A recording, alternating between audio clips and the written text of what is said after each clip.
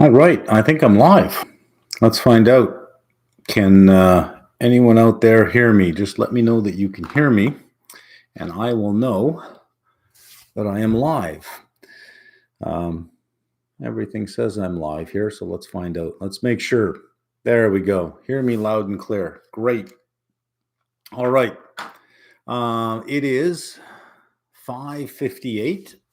I said I'd begin at 6, so I'll start at 6. If you have questions, you can go ahead and just type them in the chat window. I'll answer them in order as they appear. Um, yes, okay. I just got to notice that I am live. Good. We may as well start now. I see it just ticked on 6. Let's see what we have here. What are your thoughts on housing crisis in Canada and GTA specifically, given the huge increase in prices? Should the government ban foreign citizens from purchasing houses?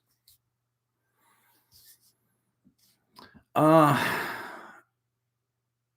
well, I think foreign citizens buying assets like housing in Canada without actually moving into them, just as a place to park their money. Yeah, that does cause grief for everyone else here that has to buy a limited supply of something.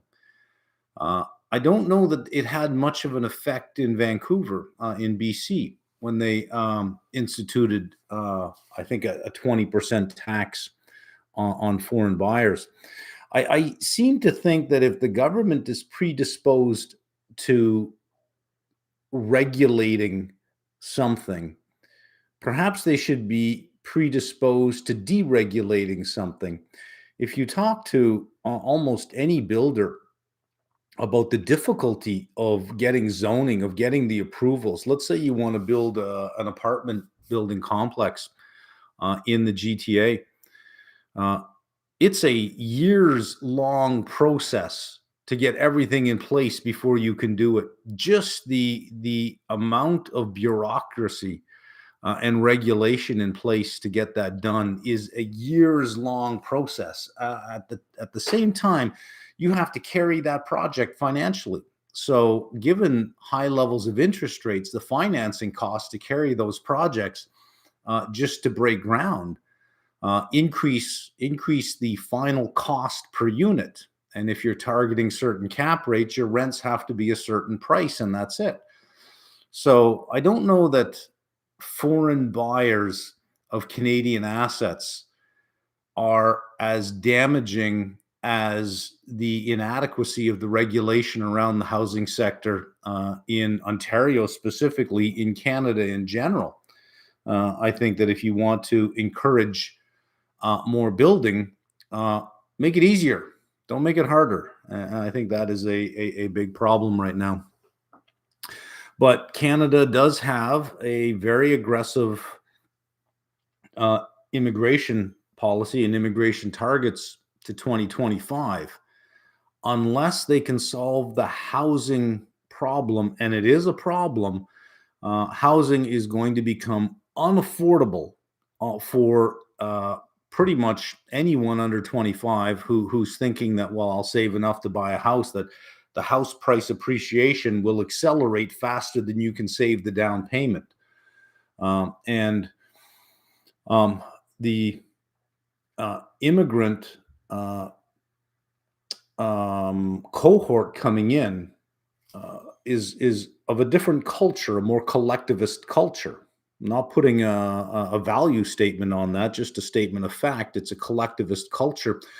So it is quite common to have multiple uh, um, taxpayer, not multiple taxpayers, but multiple income earners in the same household and multiple generations, such that the household income, if you're thinking that you're going to be a single person or two people buying a house, you can't outbid uh, a multiple income household. So it becomes even more difficult if you want to maintain, the more individualistic culture that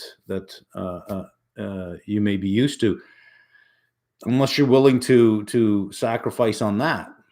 yeah, I think it's going to be a significant problem.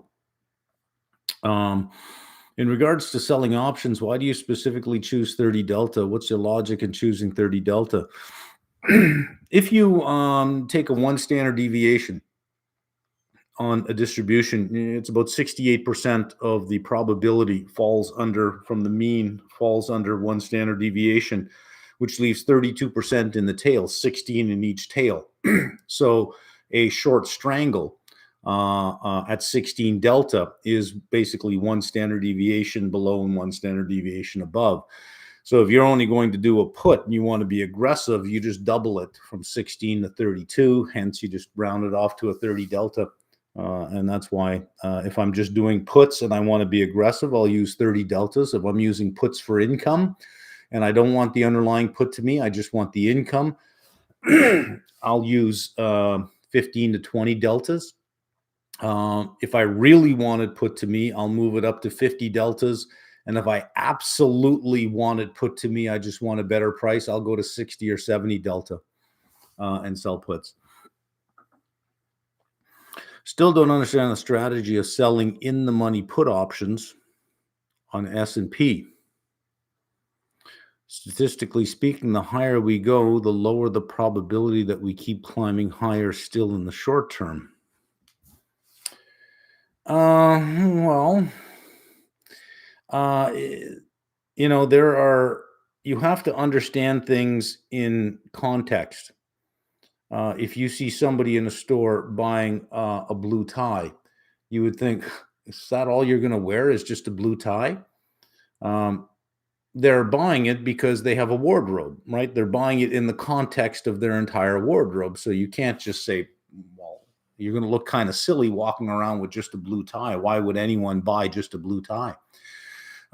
It's the same with risk management and with equities. If I'm selling a put, you can look at it as, what are you going to do with just a blue tie? What are you going to do with just a put? You have to think that I have a whole portfolio, and that the inclusion of that makes the risk profile of other things that I have a little bit more appealing, given the I would say resiliency of the market and the ability of the market to ignore almost anything on the negative side, and to show no fear in the face of heightened uncertainty, and to continually fall back on hope that this will be taken care of and that'll be done and the Fed's going to pivot. Nah, it's all going to work out. It's all going to work out.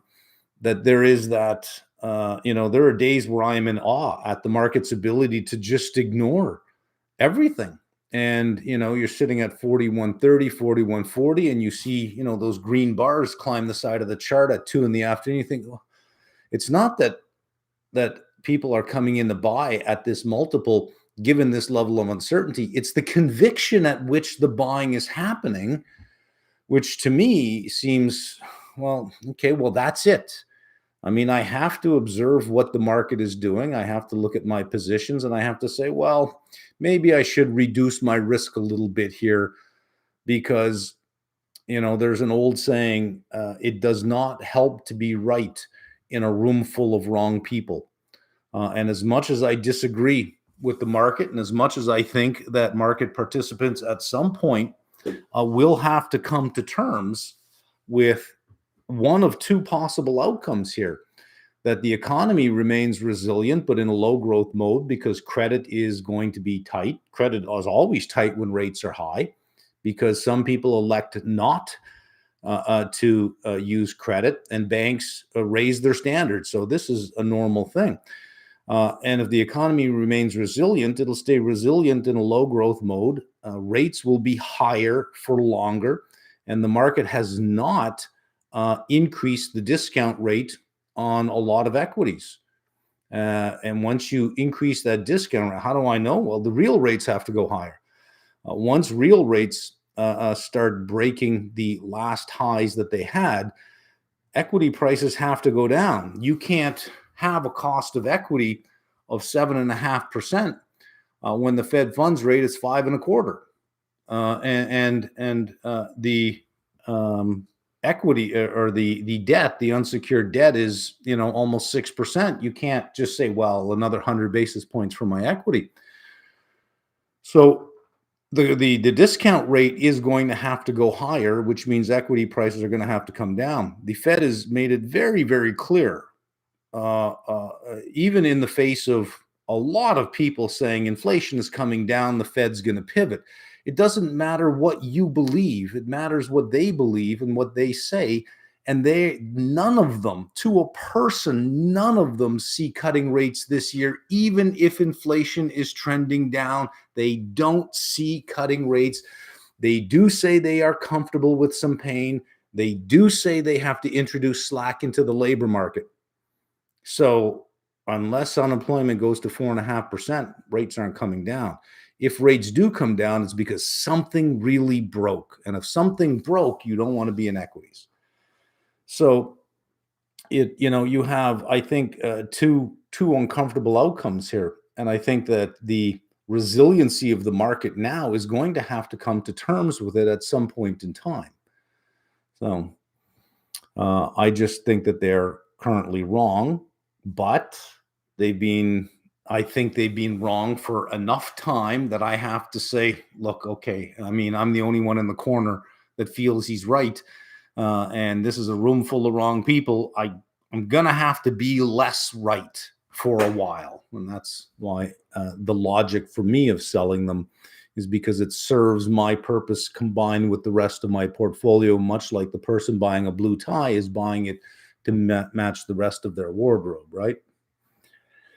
Are you really short beta if you sell out of the money calls? Yes, you are. It doesn't matter, saying, well, I sold out of the money calls with 10 delta. It's so far up, the market would have to rally just to get to my strike price. Am I really short?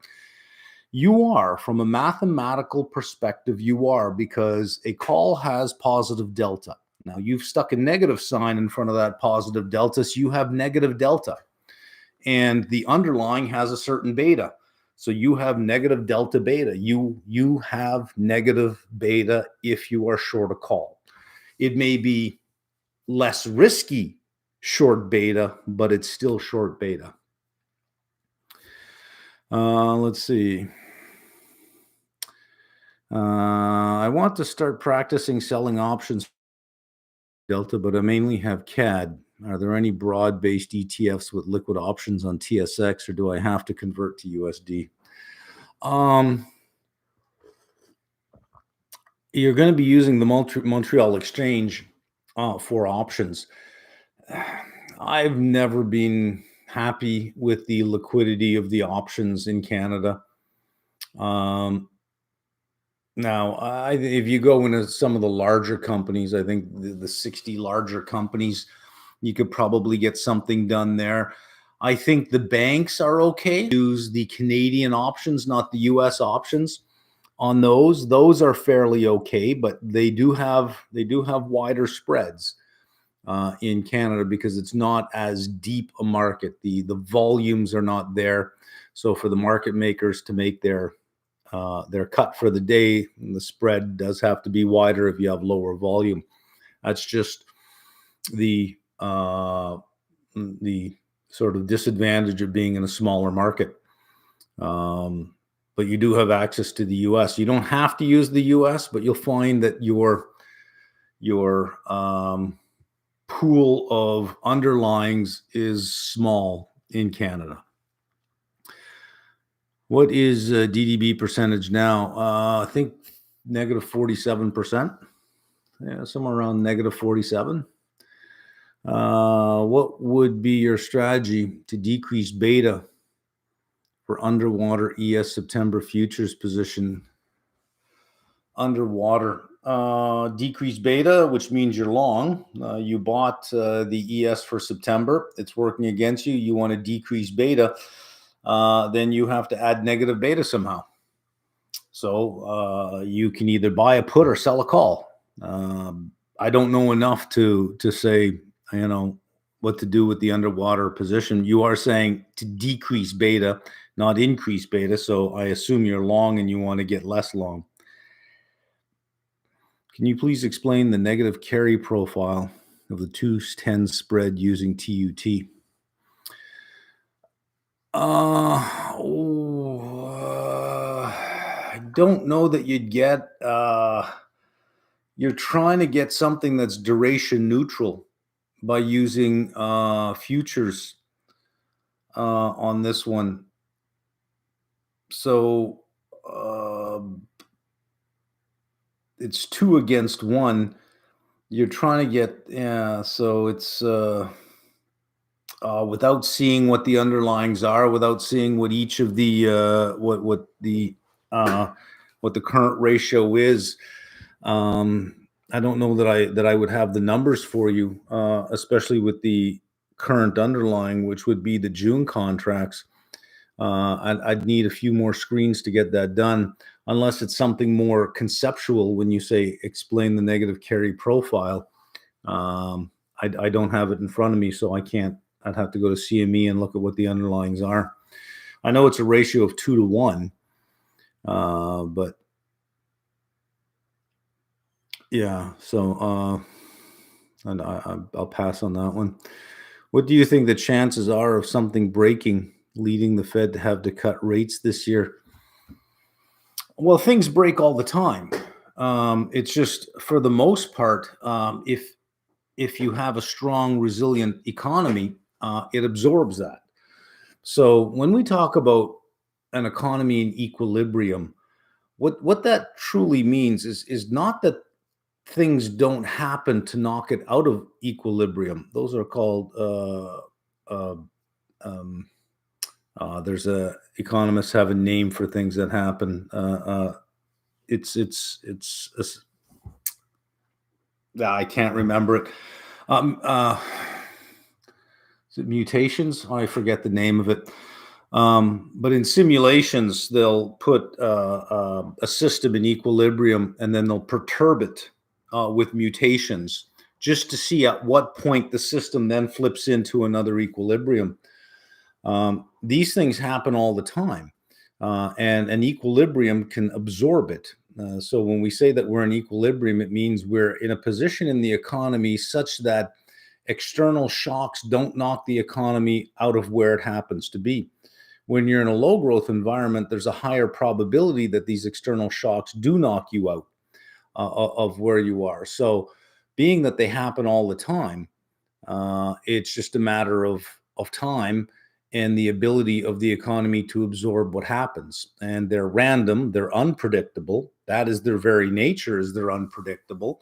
There are predictable things, but because they're predictable, they can be dealt with before they ever happen. It's the unpredictable things, because you don't know what's going to happen. You don't know where it's going to come from. So you don't know how to protect yourself. That's the nature of it.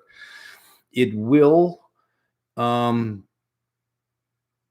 if it's bad, it's going to be credit related, and it's going to be big in that terms. You can just get a tightening of credit, and that can cause a small recession, an investment-led recession. It's very rare that you get consumer-led recessions unless you start getting increases in the unemployment.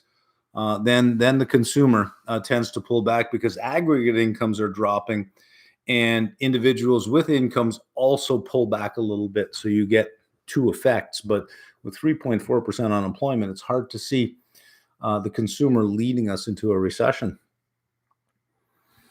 Finished studying for level 2. Can I understand the market outlook? Yeah, you should be able to. Look at the gorgeous mug. Happy Sunday, Mark. Thanks always for doing what you do. Well, thank you. Like always, thankful for your content. What are your thoughts on the Indian market almost hitting all-time highs, keeping the U.S. equity market outlook in mind? Yeah, it is. It is a market, I think, that is rising. And when I say rising, I mean not just rising in price, but rising in prominence and on other investors' radar as, you got to put this on your list. So you had, China was the big story for the last 2 decades. India has the real potential to be that story for the next two. If you are concerned about buying something at $100, let's say, because it's never been at $100 before, understand that before something can get to 200, it has to get to 100 first. Then it has to get to 101. Then it has to get to 102.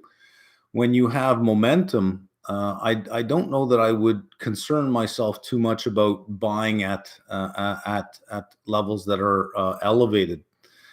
If you feel that momentum can continue, or you feel that if there is some global recession, that you found the next center of investment. I'm not as up on the Indian market as I probably could be, so I don't have much to say about that. But it just seems that if you have that for the U.S., I think that India would be a far better trading partner than China, given the US's butting heads with China constantly over the years. That's happened quite a few times. So if there is concern about that, it seems to me that India is a friendlier country. Let's see.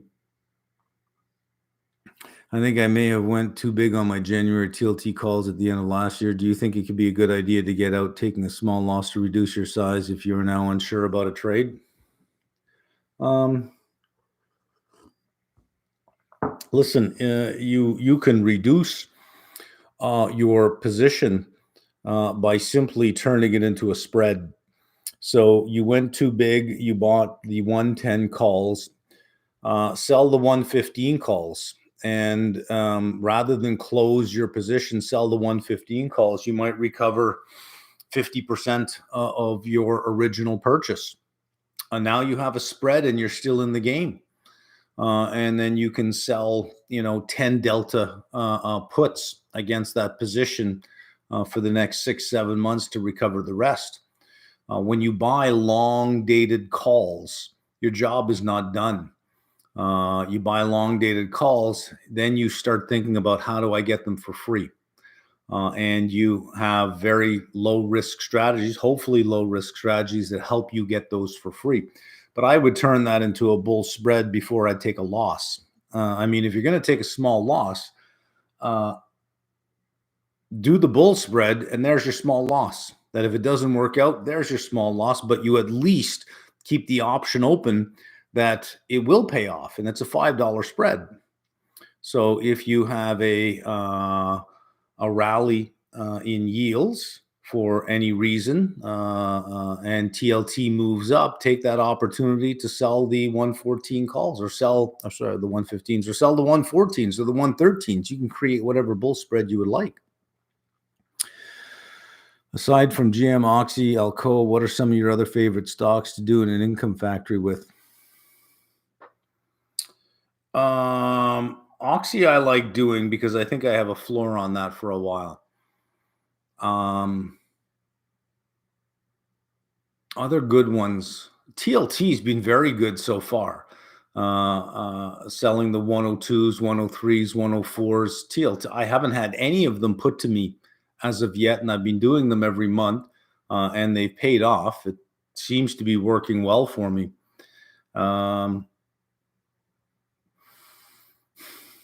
Rio, I think, has the potential. But listen, if there is going to be a sell-off in the market, anything that you're doing an income factory on is going to hurt you. So you have to be very careful on this, which is why I say that you should size the positions, not size the positions, but when you determine how much of your portfolio you're putting towards an income factory, don't think about it in terms of dollar amounts. Think about it in terms of the theta, the percentage theta per day of your portfolio. If you're doing like 1% a day in theta, if the market turns on you, you can get killed at 1%. If you're targeting 1% a day. So, be careful there. Like target 0.1% or 0.2%. And when it gets above that number, it means you're getting too close to expiration. Your gamma risk is increasing. You want to rebalance back down below your target. I would say that, 90% of success in this game is risk management. 10% are ideas. There's lots of ideas out there, lots of ideas, but 90% is risk management. And if you can continually stick with your rules of rebalancing your risk to levels that you're comfortable with and levels that don't hurt you, that's the point. They don't hurt you. They can't bring you down. So that if something bad happens, it sucks, but you're going to be okay. So yeah, there's some decent names out there that you can use. Walmart is fairly good. Target's fairly good because they trade in ranges. They have certain floors onto the downside. I think Meta probably is moving into that position as well, where the downside seems to be rather limited. If you're just trying to generate income from them, selling the puts are not bad. In the worst case scenario, you end up owning them. Let's see. I am registered rep for a BD firm in the US. I preface with this to say I cannot have an IBKR account platform. I do have access to Thinkorswim. Okay, well, yeah, Thinkorswim has a lot of functionality in terms of options because it was created for that. The traders that left, I think it was Chicago Board of Trade, created that and that was what it was heavily skewed towards. So Thinkorswim is good. I think that's TD Ameritrade's platform now. Do you think your class in Q4 can take this into consideration when some functions features are unique to IBKR? I don't think they would be unique to IBKR. I've used Thinkorswim before because they have a university program. So when I was at a university, I needed a bunch of free accounts. I had a whole bunch set up for Thinkorswim. And I don't know that IBKR has any kind of functionality that would be different. Oh, maybe the screen setups might be different. Maybe to have your quotes display all your Greeks. In Thinkorswim, you click over here, but in IBKR, you click over here. You'll have different screens on setting things up. But as far as functionality, I can't imagine that Thinkorswim would be anything less than IBKR. In fact, I go as far to say that probably for options, Thinkorswim probably has functionality that exceeds IBKR. When doing an income factory, what do you do when the general price level of the market moves against you enough that it would be too much of a loss? You have a delta that if it's exceeded, you begin to reduce your delta. I put a couple of videos up in the applied series about how to do that. It's easier to do if you're short options because you can use the underlying to reduce your delta. So let's say I sell a 30 delta put and I say my rebalancing is going to be at 45 delta. So the underlying starts moving down. The delta on my put's going to increase 30, 35, 40, 45. Once it hits 45, I want to rebalance that back to 30. I have a number of options in which I can do that. I can sell some calls to the upside. At that point, I'd need a 15 delta call to rebalance back to 30. I could short 15 shares of the underlying. 15 shares gives me 15 delta. I'm back to my 30 delta. So it's just a matter of rebalancing back to where it is that you're comfortable. But it depends on what I'm trying to get done. So COPX, for example, I'm selling 50 delta puts. I want it put to me. That's why I'm selling 50 delta puts. I am not going to rebalance back to 50 delta if it keeps moving down. I'm just going to say, great, here we go. I was going to buy COPX anyways, but if I get $1.50 on an at the money put, and it gets put to me, I just bought the same thing I was going to buy, except $1.50 cheaper than anybody else at that time bought it. I'll take it. I'm good with that. So it depends on what I want to get done. If it's just income, listen, you're not going to make income on every single option you sell. You're going to have losers. The question is, where do you stop your losers, and how do you stop your losers? Most traders that follow these income strategies will say, I will take profit at 50% of my options. So if I sell puts for $1, as soon as I've made 50 cents, I'll close them and roll them forward, or wait for a better opportunity and move on to another underline, or I will take a loss at 100%. And if you're selling 20 delta puts, that means 80% of the time you should be okay and make 50% of your gain. 20% of the time you'll have 100% of your loss. So if 80% is 50, that means 40% is 100, 20% is 100. That means 20% of the time, or 20% of your trades, you'll get 100% of the gain on average. I'm just using some rough estimates. Sometimes you'll do better, sometimes worse.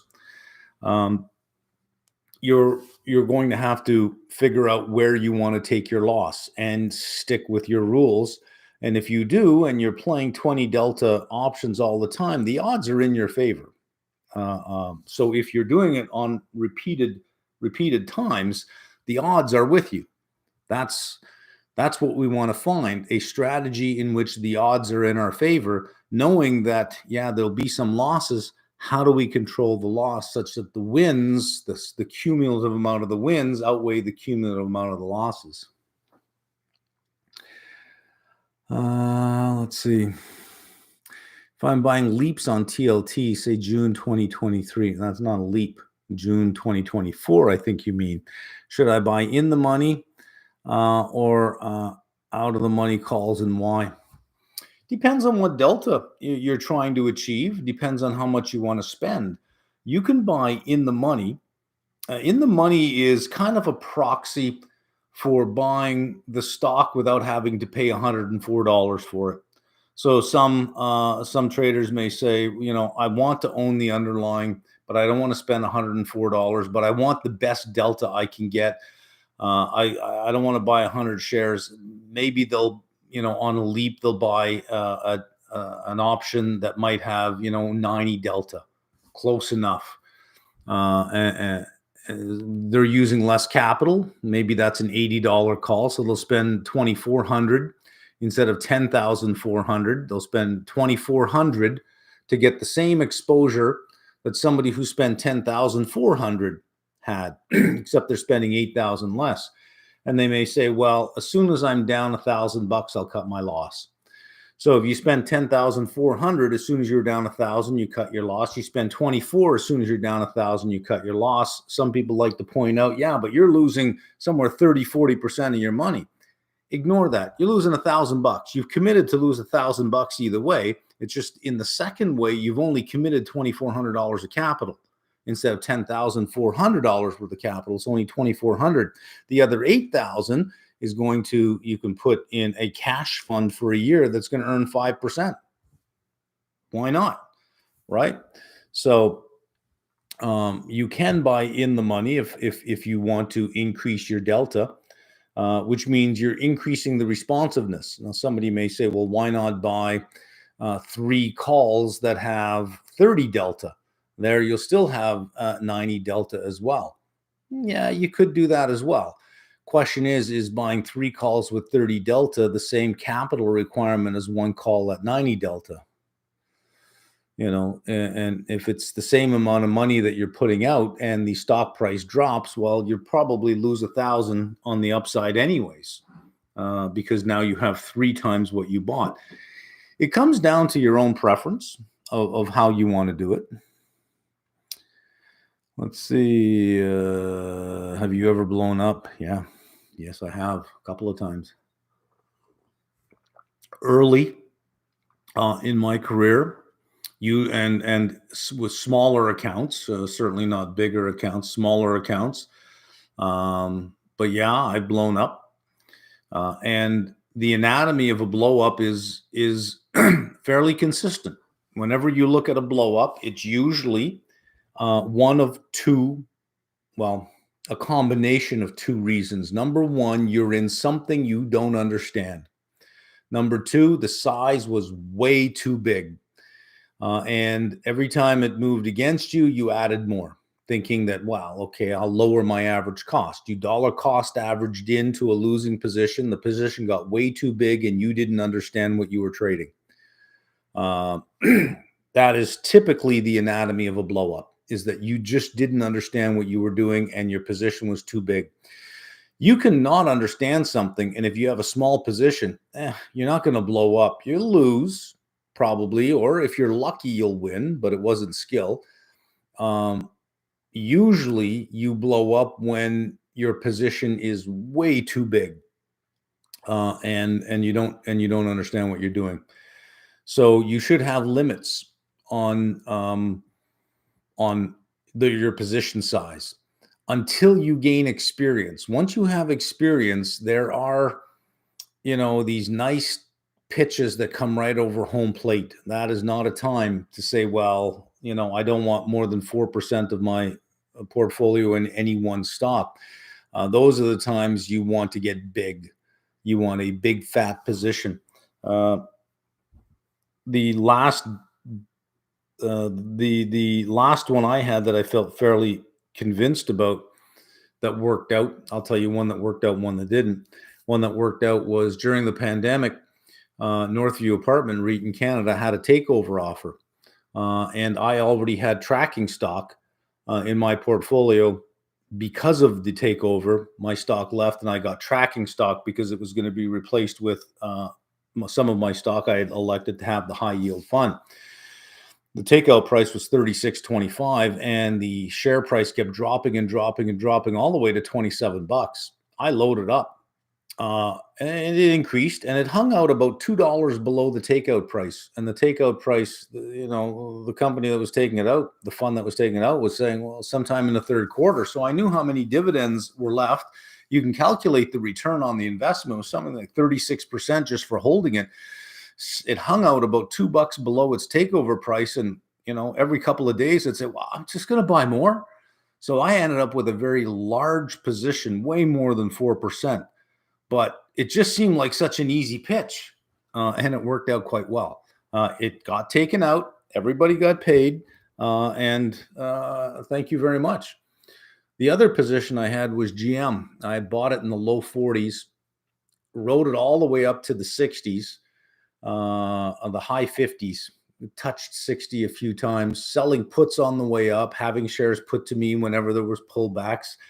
And that was early last year in January. Then the pullback started to happen.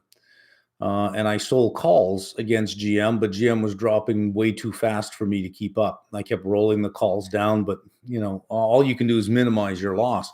When I got to about $40 a share, I thought, well, book value is $39. How cheap can it get? I'm here now. I may as well hold it. Well, it went all the way down to 30, with me getting emotional on that one and screaming at the screen every day, because it was too big. It was simply just too big of a position. So whenever you have a position that's too big, there's, I don't know the name of a law, but there should be a law that the larger your position, the higher the probability you will be wrong. There should be some law about that. But sometimes, when something is really great, for instance, during the pandemic, when the Fed cut rates down to 0, I had done a series of videos warning people, don't short this market as much as you would like to. Don't do it. Don't do it. And I was doing risk reversals, and I wasn't being shy about them. I was being aggressive because it was just an easy pitch to make. The Fed cut rates to nothing and was aggressively buying bonds, MBS, treasuries, and corporate bonds. They were squeezing all return out of the bond market. And where were you going to go? You had to go in equities if you wanted any return. And my God, it went straight up, right? What do you think of Joel Greenblatt? Greenbelt. Do you think it's possible to accomplish what he did in today's world? Well, I'm not too familiar with the story, so I'll pass on that. The name is familiar, though, that if I'm sure if I saw a little bit more on this. Oh, okay, I know who you're talking about. Off right now, not really. Hang on a sec. Okay. Canadian real estate discussion. Would a slowing of the economy dampen real estate prices? Yeah, well, yeah. Um, yeah, it would, because unless you have a significant amount of cash buyers, you're going to need a bank. And if you have a slowing economy, banks typically raise their lending standards, uh, which means that in other environments, otherwise qualified buyers are no longer qualified. So yeah, it would have an effect. The thing is, if you have that level of immigration going on, even in a slowdown, if you don't then slow down the level of immigration, you do have to deal with where are they going to go? Where are all these people going to go? Right. So I don't know if our if our politicians have that insight. They're not economists. Student loans will get things going in July. I don't know. You mean the paying back of student loans? I don't know. I don't know. If I'm buying leaps on TLT. Oh, okay. I already answered that. Thoughts on Francis Trahan and this macro specialist certification? So I am familiar with that. I don't know why I am. I don't know why I am. But I did see something. I will say I did download the brochure. I will say I'm jealous. It's just such a high quality brochure. But I looked at the readings and what he goes through. Um, you can get most of that in the economics section of level 1, 2, and 3 in CFA. That if you just took the economics section, you siloed it straight up, you could get 60% of what's there, 70% of what's there.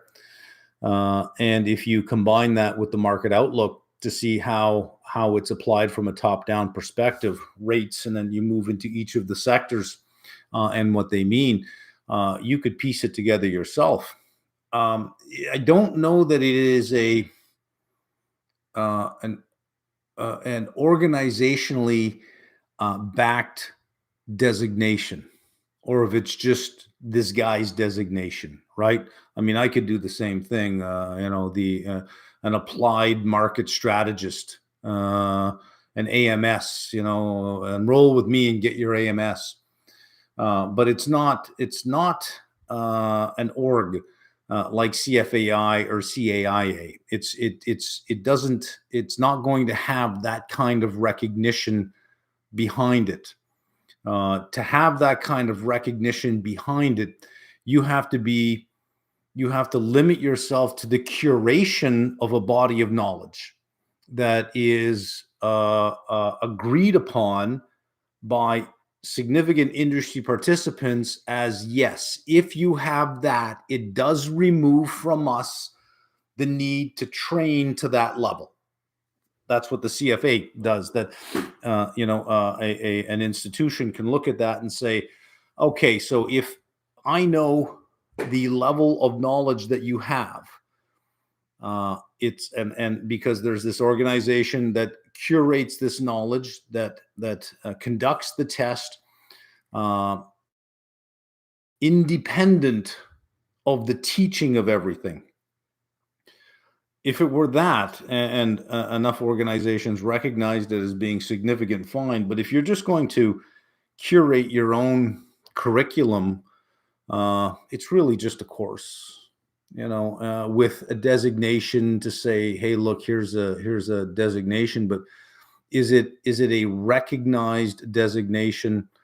at specific institutions, and if it's not, then it isn't. And a giveaway would be, is the teaching and the curating of the knowledge done in the same place? And if it is, then it most likely is just one guy's.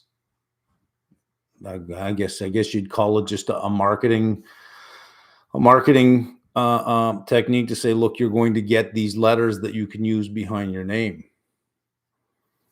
If there's relatively low amounts of bad consumer credit, what are some examples of something breaking in the credit market that could cause a recession? Something breaking in the credit market would be just a tightening of credit to the point where debt, especially levered loans and corporate loans, and a lot of corporate real estate, or commercial real estate, residential real estate, 30 years, you're good.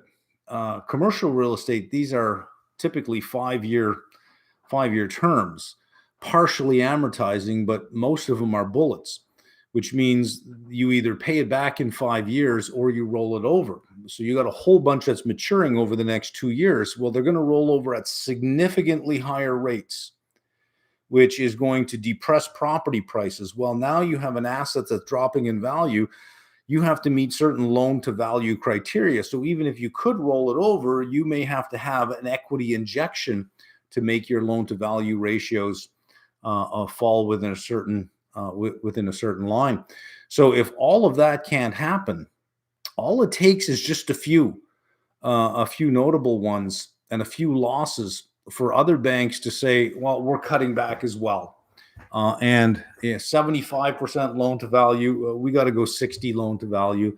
And your property is now, you only have 10% equity in your property instead of the 25 or 30% you used to have because of the depressed prices. And that can then cascade into other areas as well. And if credit pulls back, and it starts pulling back in other places, especially short-term markets, if it pulls back there's a lot of companies that rely on that turning over of that short-term debt constantly. If that dries up, things usually fall apart very quickly after that. I still wouldn't look for the consumer on this one. What is the best option book that covers not only the basics, but how to actually manage a portfolio of options?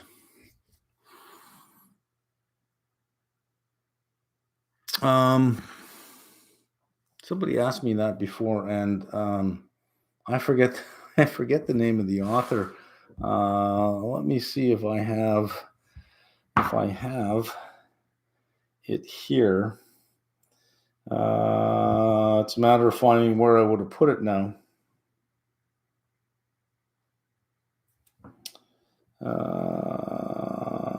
It's not there.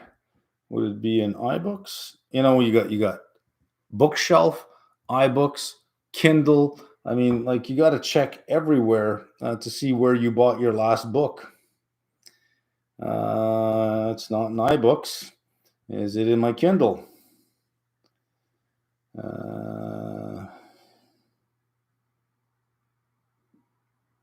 By the way, if you're looking for a good book, I really enjoyed this one, Howard Marks, Mastering the Market Cycle.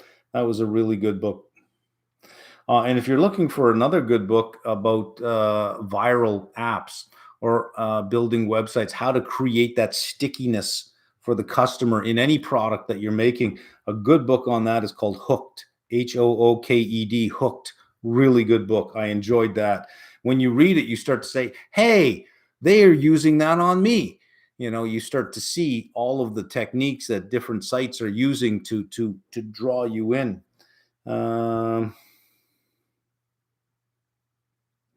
Sheldon Natenberg, Option Volatility and Pricing, Advanced Trading Strategies and Techniques. Sheldon Natenberg. Yeah, that's a good one. Probably one of the best that I've seen. Probably one of the best. I've seen some others, but they seem to just, be very light, very surfacey. It doesn't really dive deep. There is a sort of expression that for every formula you put in your book, your sales will drop 10%. Natenberg wasn't concerned about that, which is really nice to see. So let's see. You say we should listen to the Fed, but what about all the times in the past when they were completely wrong and changed course dramatically from what they had been saying? Yeah. When you say all the times in the past that they've been wrong, I think they really changed their speed last year, but um, they did sort of forecast out or they telegraphed out that their larger rates would be that their larger increases would be continuing. I think they were late to the game. I think they recognized they were late to the game. I think they recognized that they did lose some credibility. Uh, but when I say we should listen to the Fed, you have a meeting coming up in June. Not a single person is saying they're cutting rates. Not going to happen. Not going to happen. Not until they start signaling that. It's not going to happen. I think that they have lost their credibility slightly last year, and they're all worried. I wouldn't say they're worried, but there is some concern that we got to play this right. So too, when I say that we should listen to them, none of them are talking about rate cuts. They're the ones voting. Half of them, if not more of them, say they see no progress on core inflation ex housing. No matter how many people are on Bloomberg saying, "Oh, it's coming down. We see it's coming down. It's dropping. It's coming down. We think the Fed's cutting rates by July." I think you're not listening to them. They're the ones in that room voting. That's it. And they're saying they don't see anything. They're saying it's taking longer than they thought. They're only now just thinking about pausing for June. They're only just thinking about pausing for June. They're not going to show up in July and pivot. I'm so sick of that word because it's just being used wrong. A pivot is when you're going in one direction and you stop and you just go into another direction. But going like this and then pausing for a long period of time and then cutting sometime, that's not a pivot. That's not a pivot. So let's just put that word to rest because it was used wrong for the last year. But listen, all those people that are going to be in that room voting, this is what they're saying. I take them at their word. That's what you're saying. Okay, I believe you. I don't see them cutting interest rates with unemployment at 3.4%. I just don't see that happening. What sector you think are better during low growth modes? Always, it's always been, when you think about low growth modes, it's always been, the defensive sectors, utilities, healthcare, and consumer staples. Consumer staples has been consistently over 75 for the last little while. Utilities have kind of been dragging a bit, but that's because I think the utility investors are a more sophisticated investor than the growth investors. And I think the utility investors are recognizing higher for longer. And because the dividend stream or the revenue stream is more bond-like on them, they are being priced like bonds. But healthcare is still elevated. And if you look at the 52-week high list, day after day after day, there is a respectable showing of healthcare companies hitting 52-week highs. So those three tend to be the sectors in low growth environments. The other thing that you can throw in there in a low growth environment is any other sector with a structural shortage of something. So anything that has a structural shortage, which is why housing, you look at the housing stocks there, some of them are hitting 52-week highs repeatedly because there is a structural shortage there. Consumption will be impacted by credit tightening. Yeah, well, it would have to be, right? Because if you if you think about big ticket items, it's usually financed. So if there is credit tightening at the margin, there will be some people who will not be buying that stuff. So yeah, it will be impacted by credit tightening. Also impacted by higher interest rates, because a higher proportion of your disposable income must go towards servicing the interest. Even if consumption remains strong, if there is a significant risk of seeing consumption crashing. I don't know that crashing is the word. Even during the 2008 financial crisis, consumption really didn't crash. Consumption comes down a bit, but it certainly doesn't crash. It is a low volatile component of GDP. In fact, I think it is the lowest lowest in terms of volatility in GDP, the lowest volatile component. If something breaks in the economy, you say equity is not the place to be. In this case, would being long TLT, yeah, being long TLT, long duration, short beta. Two biggest catalysts for SPX to crash. I've been reading a lot. A lot of people seem to support the idea of retesting last year's low of 35. Yeah. So it's a question of well, what would get it there? I don't know that investor fatigue is enough, because you're starting to see some fatigue at around 41.50 to 41.75 on SPX. It just doesn't seem to have the excitement to get much beyond that. So there is some fatigue there, but it seems to be picked up every time you drop, 1.5%, 2%. It seems to be picked up from the bottom quite eagerly. So you have these moving averages that keep coming higher, and you have this line at 41.50, and you have this band at which everything is trading in. A catalyst to get it lower would be the Fed raising rates again, or PCE coming in. And, we got a lot of Fed speak this week, by the way, in case you hadn't noticed. There's a lot of Fed speak. So if the message is consistent across all of them, that the market, if the market thinks that the pause is in the books, they're wrong. We reserve the right to keep raising rates, and right now we don't. If they come out, if you get a couple of them saying we see no reason to pause, then yeah, I think the market would then start to go back to the last, what was it, early March, when there was this concern that 5.5% to 6% is where the Fed was going. This is before all the banks fell apart.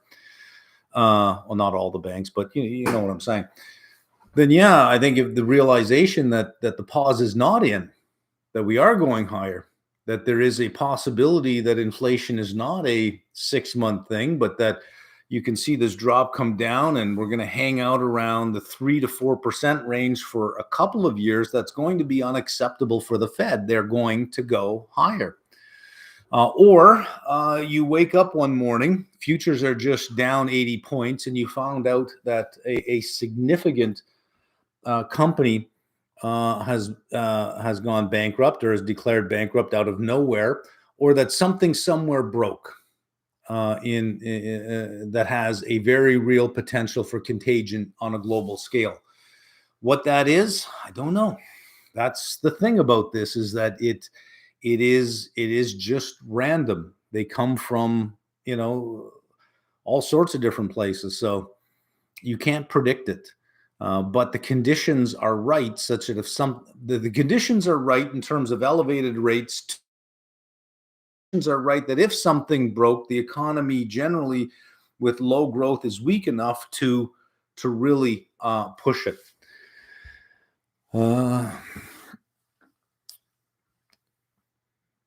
As a retail investor, is there a benefit to selling options on SPY versus the actual SPX index? Well, SPX, selling options on SPX, they're big, right? SPX is a big underlying. SPY is for 100 shares, but it's a high priced share. So you might want to consider, instead of XSPX, XSP. Reverse, take the X and put it first. XSP. XSP is for 1/10 of ES, which is the equivalent of 50 shares. So it's a futures contract on 50 shares. Selling calls on 2 of those, because you are talking about selling options. Sorry, selling options on 2 of those is equivalent to selling options on SPY on 100 shares of SPY. Well, one option contract is 100 shares. So two option contracts on XSP is equivalent to one on SPY with far less capital requirements.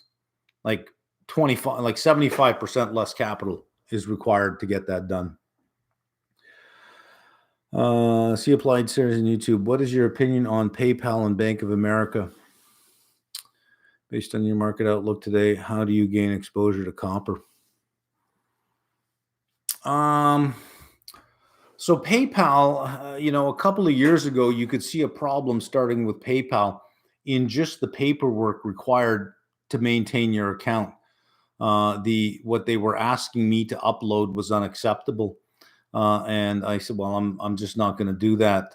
So I ended up closing one of the accounts. I still have one account, but it's small. I don't really use it that much. I don't find it very useful overall. Bank of America, I don't know enough about. I'm not sure if that's a Warren Buffett stock or not. So I don't know much about Bank of America or PayPal really. Based on your market outlook today, how would you gain exposure to copper? COPX. I would not use the futures at this point because HG tends to be illiquid going out. This is on New York. Maybe the LME options or ICE options may be better. I don't know. I've never used them, but HG is not as liquid as I would like it to be. And the options on HG, forget it. Maybe you'll get in, but you're not getting out. Widespread on them. At least when I looked at them before, I haven't looked at HG or the options on HG lately. But I'd rather play the copper miners. So COPX, I think, is a good place to be. Some of the larger players, FCX and Rio, I think can benefit. They're not pure plays, but they are major copper miners, and they are in the best position to acquire other miners for market share, because there isn't a lot of CapEx at this point. So I think that if you want to produce more copper, you're going to have to buy a copper miner. So I think COPX can do very well in that respect, because maybe some of the elements of COPX might be targets. Perturbations. Yeah, perturbations. That's the word I was looking for earlier. Perturbations. Did you make your applied series free to everyone who has purchased content from you? No. Will it still be available after I sat for my exam? There are 2 applied series. There's one applied series I did, which is just, I think maybe 25 or 30 videos of random things from the CFA curriculum that are applied. Then there's the applied series that I have that goes into, that's far more detailed and is going to build out into something much, much bigger than where it is right now. But there is no expiration date on that one. But the price is going to increase this fall, only because there's a bunch of new content coming in this fall. And each of the modules are meant to be broken out to stand on their own, that if you only want one of the modules. But this is for one individual, this is sort of like almost a 5-year plan. It's basically the culmination of, an entire career distilled down into, let's codify everything that I have up here into these videos, and then, sort of be the capstone of my career and say, okay, well, maybe now I'm done. But there's no expiration on that. So if you bought the CFA Plus, which includes whatever level of CFA you're at, plus the applied series. When you, like, if you buy CFA level 1 plus, when you go to level 2, you don't have to buy the level 2 plus. The applied series component lasts while you move from level 1, level 2, level 3. You'd have to buy the subscription for those. The applied series lasts throughout all of it and then onward, so that if you add the charter holder subscription later, which we'll be introducing this fall, that remains part of it. To more effectively bet against the market and get more option premium from selling puts, should I sell puts on XLY or XRT? Look at the liquidity of the options and look at the volume of the options. Look at the strikes. Do you have a strike every dollar or is it every 250? And then just look at the volume on the options. Look at the tightness of the bid-ask spread, because all of that is part of the cost of trading options, because you have to cross that spread. So pick the one that you want. Since plus or minus 66% of workers spend 100% of their income, can we say that consumer sentiment is less meaningful?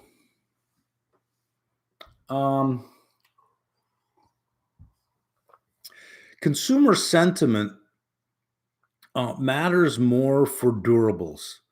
So when you see consumer sentiment decreasing, it has a better translation in saying that they would be less willing to buy durable goods that have to be financed over a period of time, or they'd be less willing to spend money or to commit to spending money over a series of payments. So it's usually more damaging for durable goods, furniture, appliances, automobiles, things like that.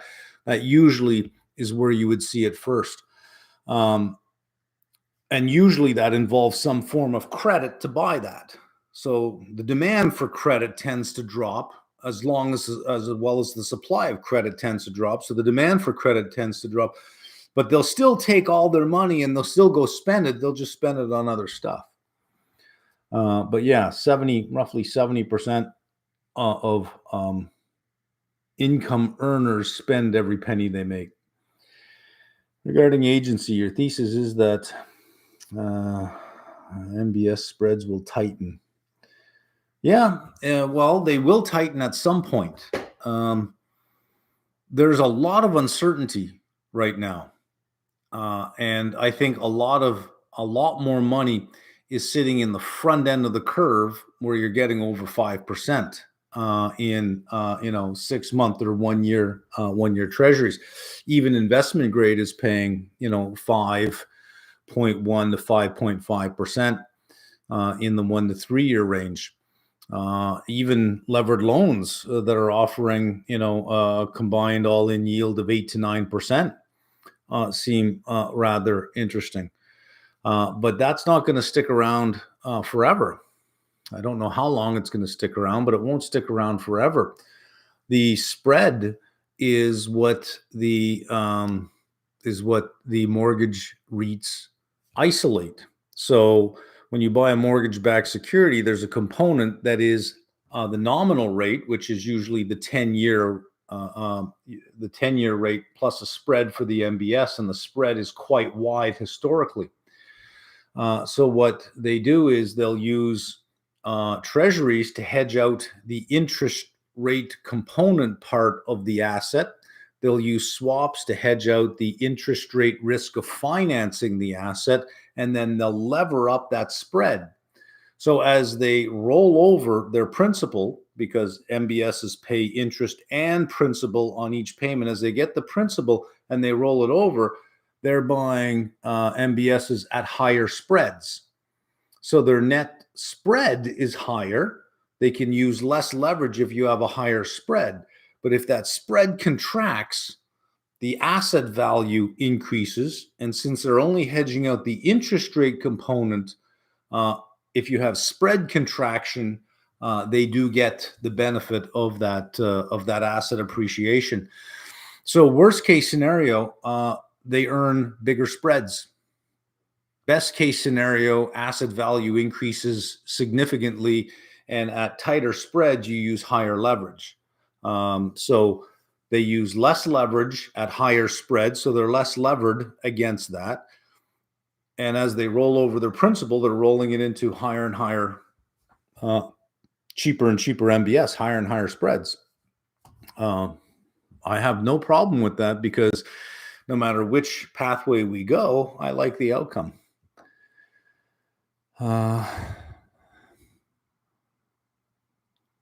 Suggested to sell in the money puts.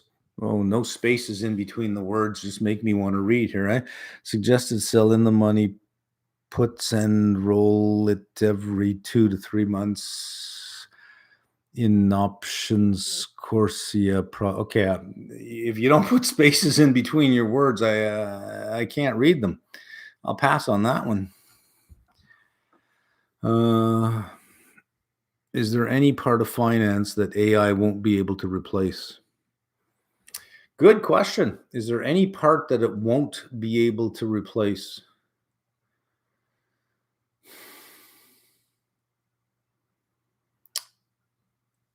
I think it won't be able to replace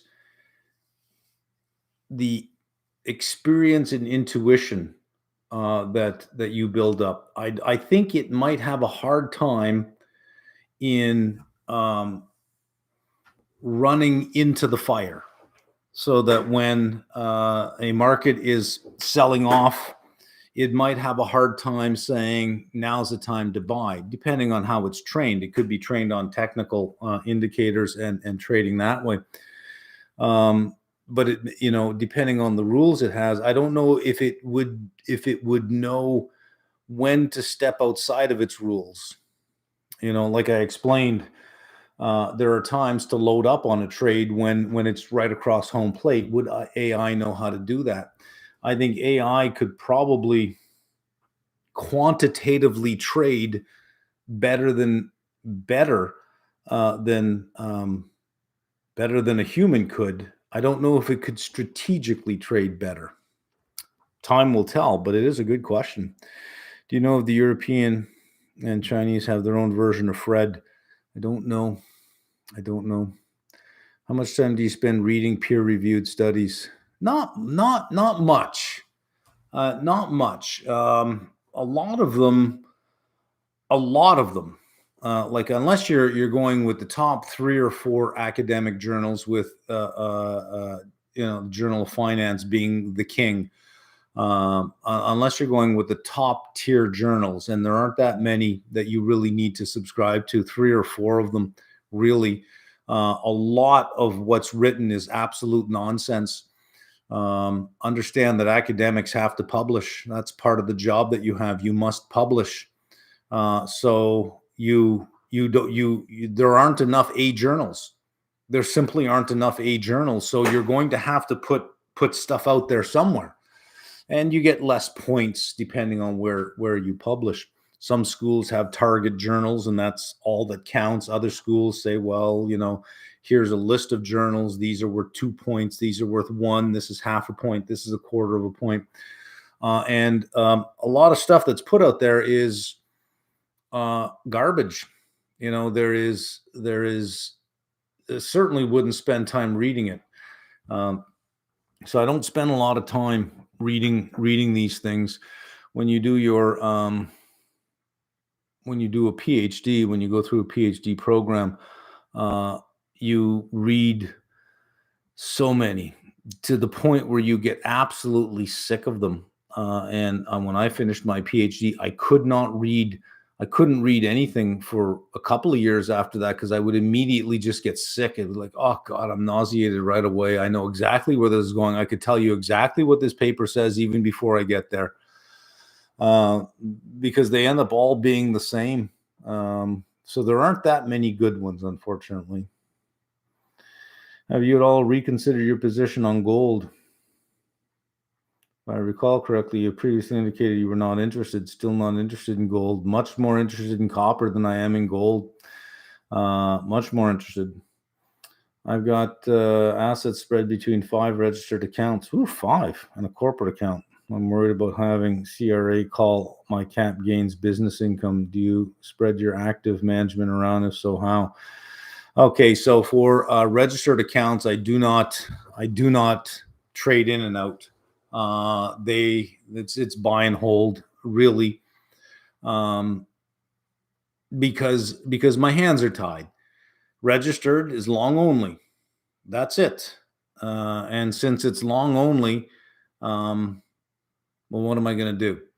Right? You just say, okay, well, I'm not going to day trade these things. I'm not going to try to time the market. You buy good income producing assets, and you say, okay, well, I'm just going to hold them. That's it. As far as the corporate account, you got to be careful with that, right? Because you don't get a corporate tax rate on the income that you make. You must pay your personal tax rate on that. And then when you take that money out, it's in a separate retained earnings account. When you take it out, there is still another tax on that, but it's extremely low. So, for example, I have a 53% tax rate for the money that I make. Capital gains is lower. But if I made the same money through the corporation, by the time I take it out, I got a 56% tax rate. It's 3% higher. So unless you can make significant income in your corporate account that you can defer for a long period of time, it's not worth it. It's not. The Liberal government has decided that if you have retained earnings in your business, you should not retain it in your business for a rainy day, that you must take it out. And if you attempt to make any money on your retained earnings, you will be punished. You will be punished in a true Liberal tradition. You will be punished for your success. So take it out so they can punish you now with the tax rate. And if you don't, they'll punish you even worse. You know, Liberals, right? Let's see. Please explain how come politicians are not asked to pass any exam or experience to prove competence. I wish I could explain that to you. I really think they should. Nowadays, any job has multiple rounds of interviews and experience exams required, but not them. Nope. But, do you blame the politician or do you blame the voter? Like, who are you going to blame here? Because a campaign is a job interview, and you are the selection committee. And based on the jokers that find their way into the halls of power, can we say that these people are getting in and they're not competent, or do we say the selection committee is not competent? Right? I mean, if they did have to get hired and have to sit in front of a hiring committee, and they still made it past, you would change the hiring committee in a second. If your organization hired jokers and clowns like you have in Congress and even in Canada in our parliament, if we hired jokers and clowns like that, you would change the selection committee. You'd say something's wrong with our selection process. So if these people are getting elected and you're the selection committee, there's something wrong with democracy. And the big problem with democracy is we no longer vote for competent people. We vote for popular people. We vote for people that say things that we already believe. He's saying stuff that I already believe. That's a smart person. I'm going to hire them. And they campaign as well, not so much on, look how good I am. You want me.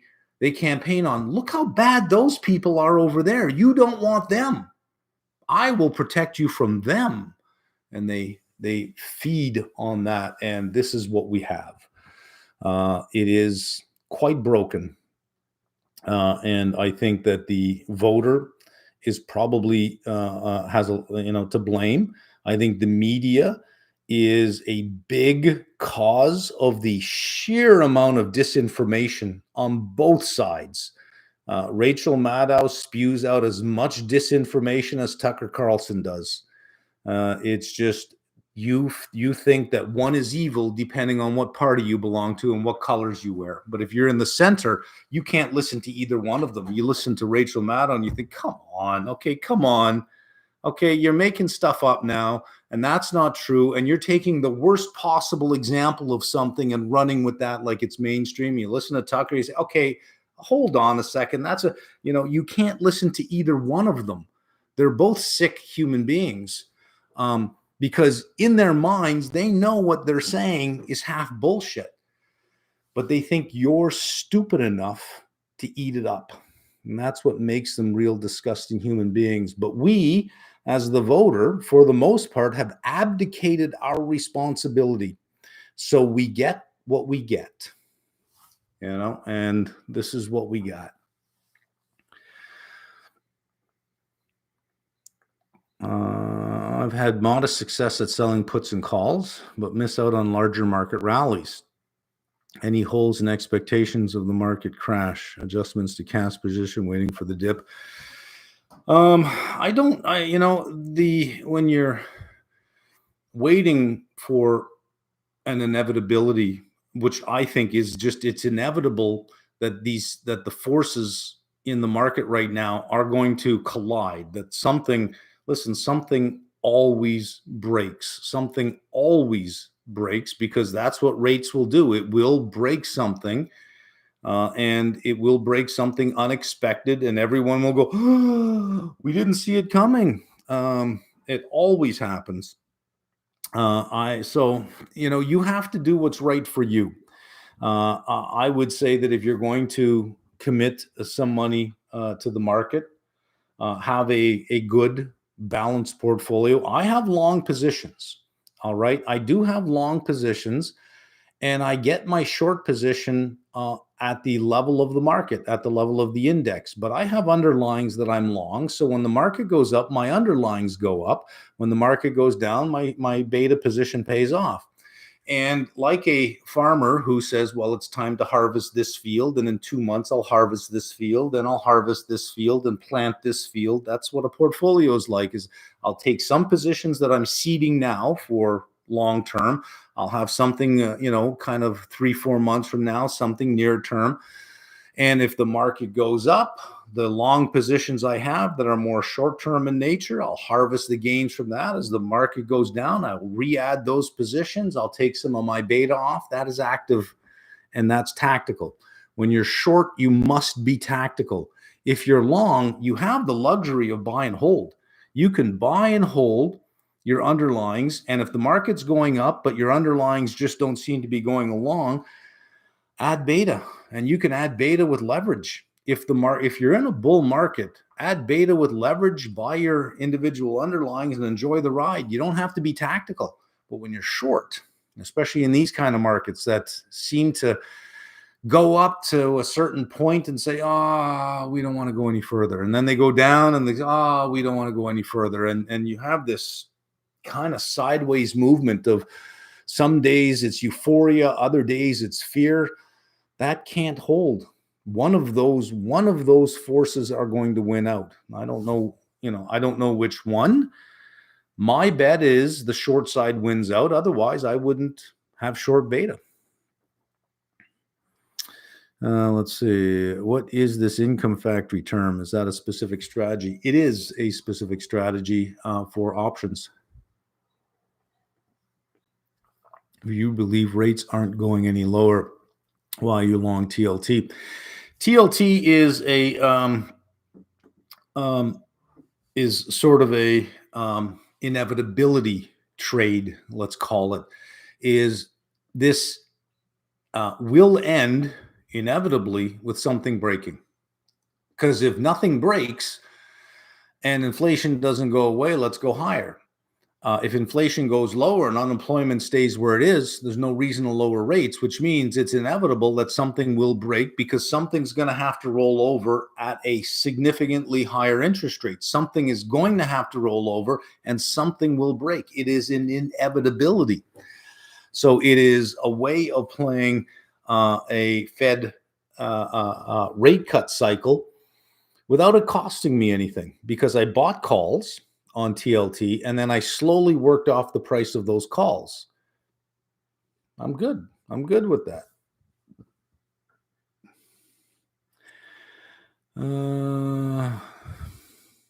With regard to Mexico, I know nearshoring may benefit this country in the future, but do you think the drug cartels can override any positives for their economy?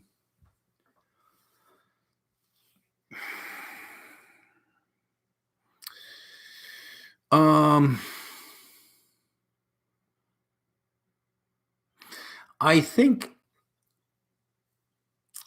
I think where the it's they exist there, but they I think they sort of control certain cities where they just want to be left alone. Really, they want to be left alone. If you have a manufacturing hub setting up somewhere, I really don't think they're interested in terrorizing anything going on there. I think they stay out of people's way, and they expect people to stay out of their way. And they say, "This is our territory. Stay the hell out of our way." Um, you really there seems to be some sort of confusion, I think, about bad neighborhoods and bad like um, gangs and criminal activity. For the most part, they don't want to have anything to do with you. So if you're not getting in their face, and if you're not bothering them, they're not going to bother you for the most part. Um, but if you threaten their livelihood, yeah, they're going to be they're going to hit back hard. I think that this is just I don't see it as an issue. No, no, I don't think so. When they start shooting up factories and threatening investment, then you could say there's a problem. Not Margaret. How are the cold showers? Oh my God! Let me tell you, I took one today, and for some reason, the water felt like being especially cold. When cold showers are okay if you can throw a little bit of hot water in there to say, okay, cold to a certain amount, but there's no bloody hot water. It is just cold, and the longer it runs, the colder it gets. And I don't know if you know what happens to your lungs when cold water is hitting you and it gets colder and colder, but you start breathing like you could feel the tightness in bloody hell. I mean, it was pretty brutal. Kitchen bathrooms coming along well. The kitchen, well, there's no kitchen really. There's no countertop. The sink is in place, but it's not connected. The microwave and the stove are gone. Nothing showing up till Wednesday. The bathrooms, one is gone, completely gone. The other one is there, but there's just no hot water in that room. So it's if you want to feel a new level of aliveness, take a cold shower with no hot water to offset how cold the cold gets. My God. Let's see. You mentioned selling short puts to eventually arrive at desired allocation longer than 45 days out. When do you use this strategy versus selling 30 delta puts? For CopX, I'm doing ATMs. For others, I use 30 deltas because I want CopX anyways. Um,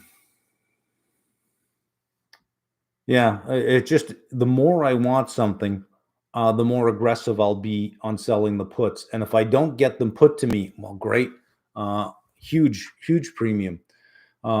Means I'll just do it again and again and again and again. And if nothing gets put to me, I've sold 50 delta puts again and again and again. I'm still gonna do okay. But if you're selling 50 delta puts, playing the probabilities, 50% of the time they'll be put to you. If you're playing the probabilities on that. If you identified an undervalued stock in the market, would you buy or wait? Well, I guess I'd buy some. It's not like I would. Um, it's not like I would wait. I guess I'd start selling puts on it. Yeah, I'd start selling puts on it, but I don't know that I would wait. Selling calls against GM, not yet, not yet. I'm long GM, and I've sold puts, $35 puts out to June. I don't know that I would sell puts on GM until I saw it go 36, 37. Then, sell calls. I don't know if I'd sell calls on it till it got higher. Between agency and ABR, which ones do you like more and why? Oh, you're giving me a Sophie's choice here. Only one can live, the other one dies.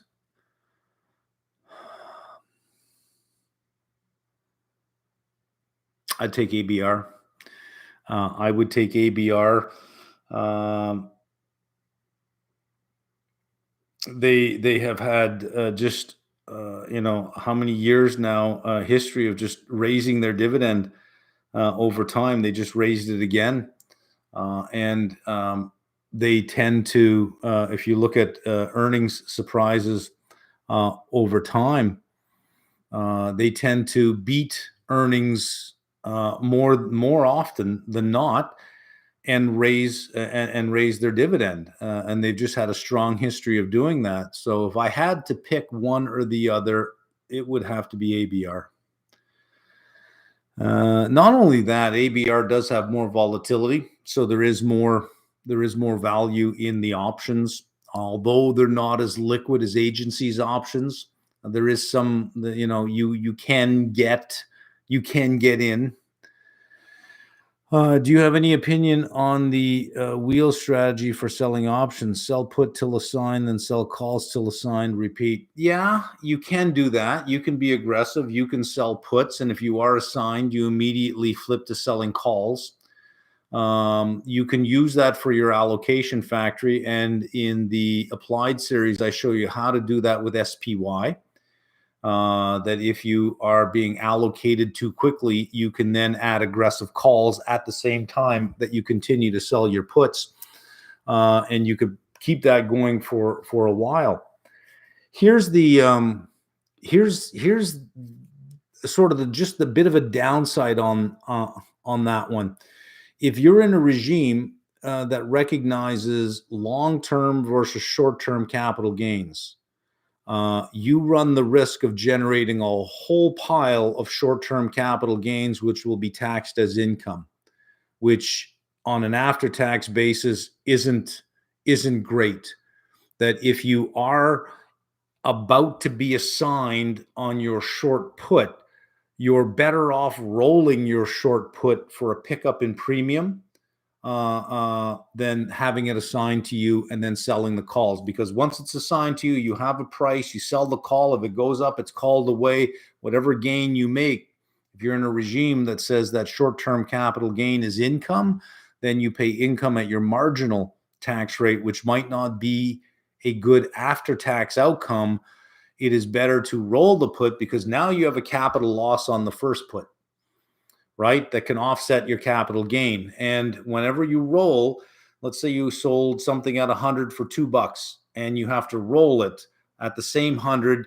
And when you roll it based on where the underlying is, you might get a pickup of some premium above the $2 you paid. You might get you might have to pay, you might get $3.90, but it's $3 in the money. So you got a pickup of another 90 cents. You can't count the IV, the intrinsic value part. So now your total premiums collected are $2.90, and it's worth it to continue to roll your puts, because when you sell the put, that's considered a capital gain when you sell it. It's a better strategy to roll if you have that regime that differentiates between when something can be called a capital gain. How serious is the end of globalization that strangles population growth and therefore global economic growth argument? Well, I don't know if the end of globalization is strangling population growth. I think that's, some countries are doing that on their own, which is rather ironic, isn't it? Is when you have poor economic conditions, families tend to be large. When you have great economic conditions, when you can afford those large families, they tend to be small. It's rather ironic that the more affluent the world gets, the lower the birth rate gets, and you have these big demographic overhangs in populations. As far as the end of globalization, I don't know. I wouldn't call it the end of globalization. I would call it a shift in globalization from this region to that region. Is that globalization is shifting? I don't know that I would call it the end of globalization. What kind of LOS and CFA level 2 requires to remember formula? Well, quite a few of them. Um, you know, anyone that has a keyword calculate in, pay attention to. Option as a strategic investment. Oh, okay, there's a whole bunch of books being offered there. Interesting note to share. There was a story out on Bloomberg that the increase in weekly jobless claims this week was due to the fraudulent claims, specifically in Massachusetts. Well, then we would see it disappear next week. This is news to me.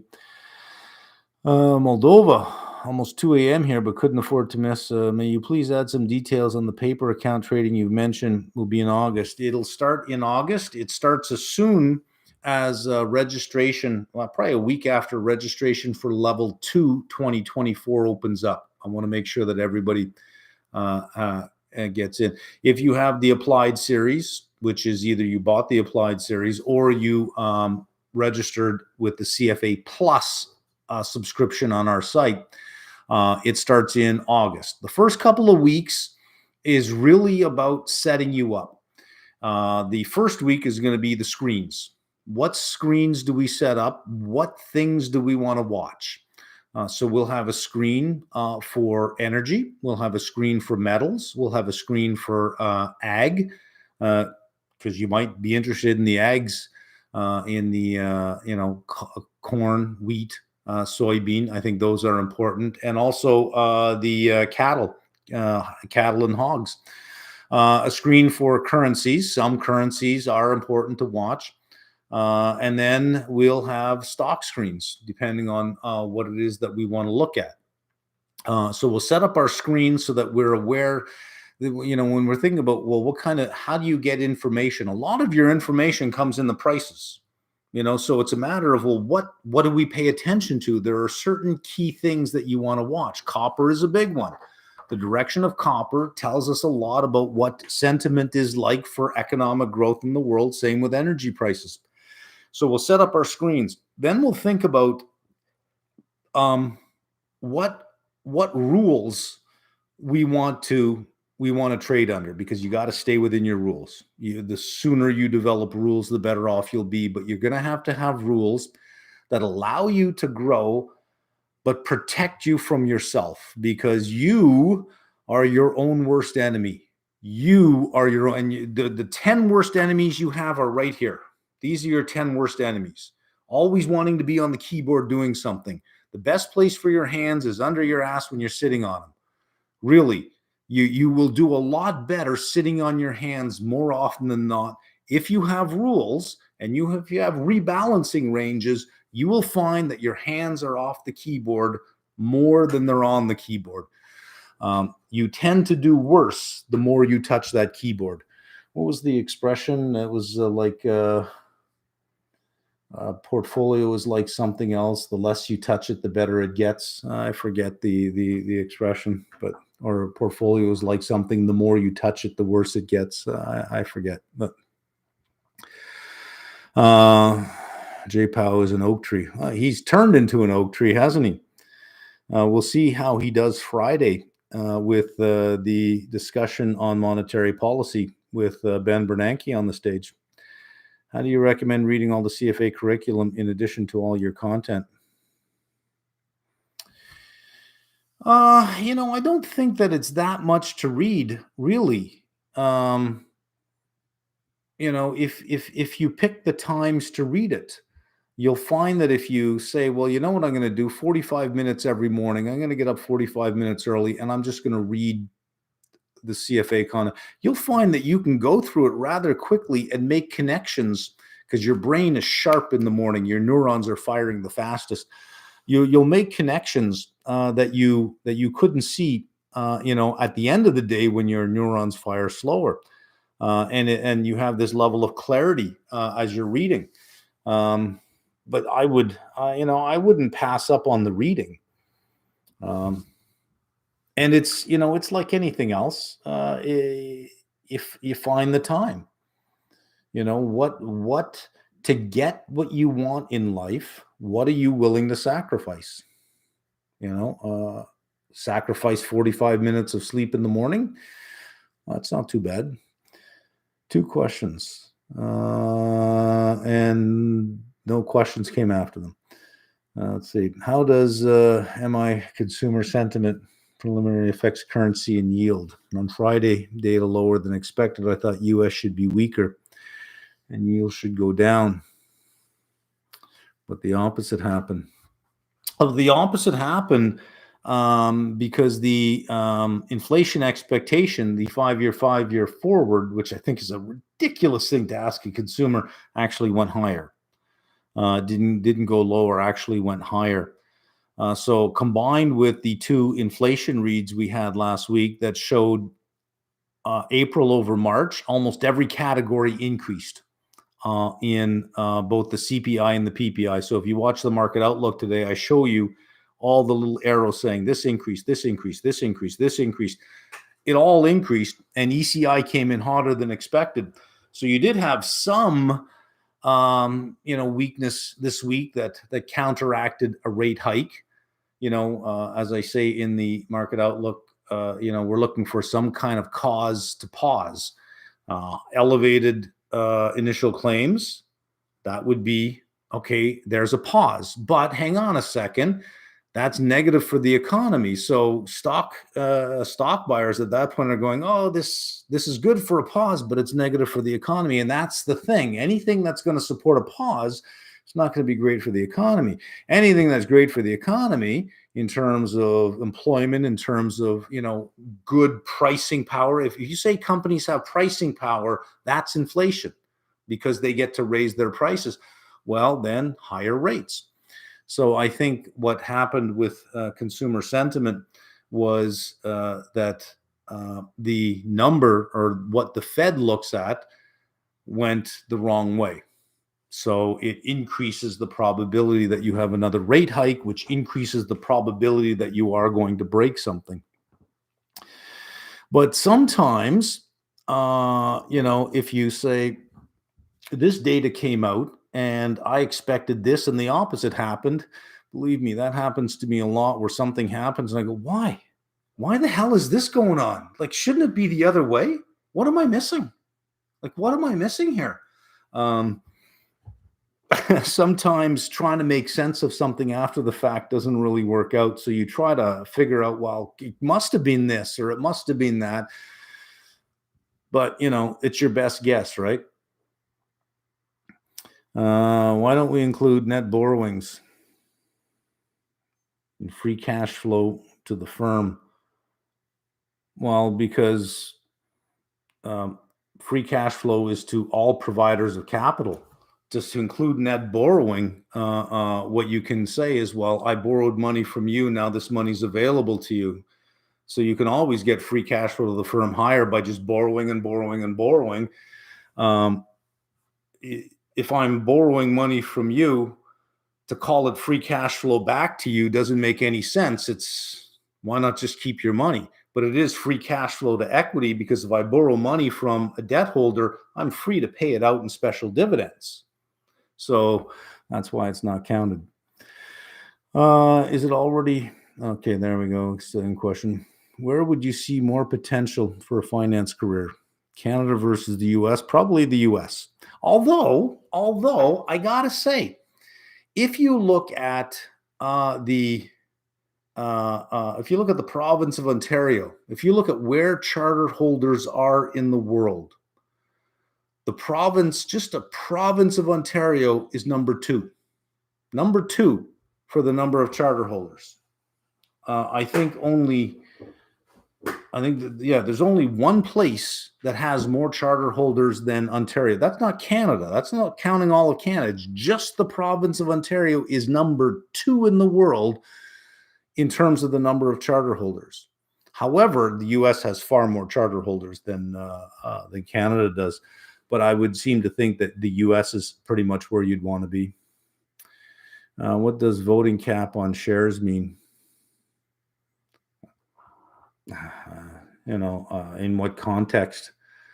What do you think regional banks? Okay, so anonymous, you're asking a lot of questions. This is not a CFA tutoring session, so I would say that if you have questions about it, on our site we do have office hours. I'm going to direct you to one of those sessions.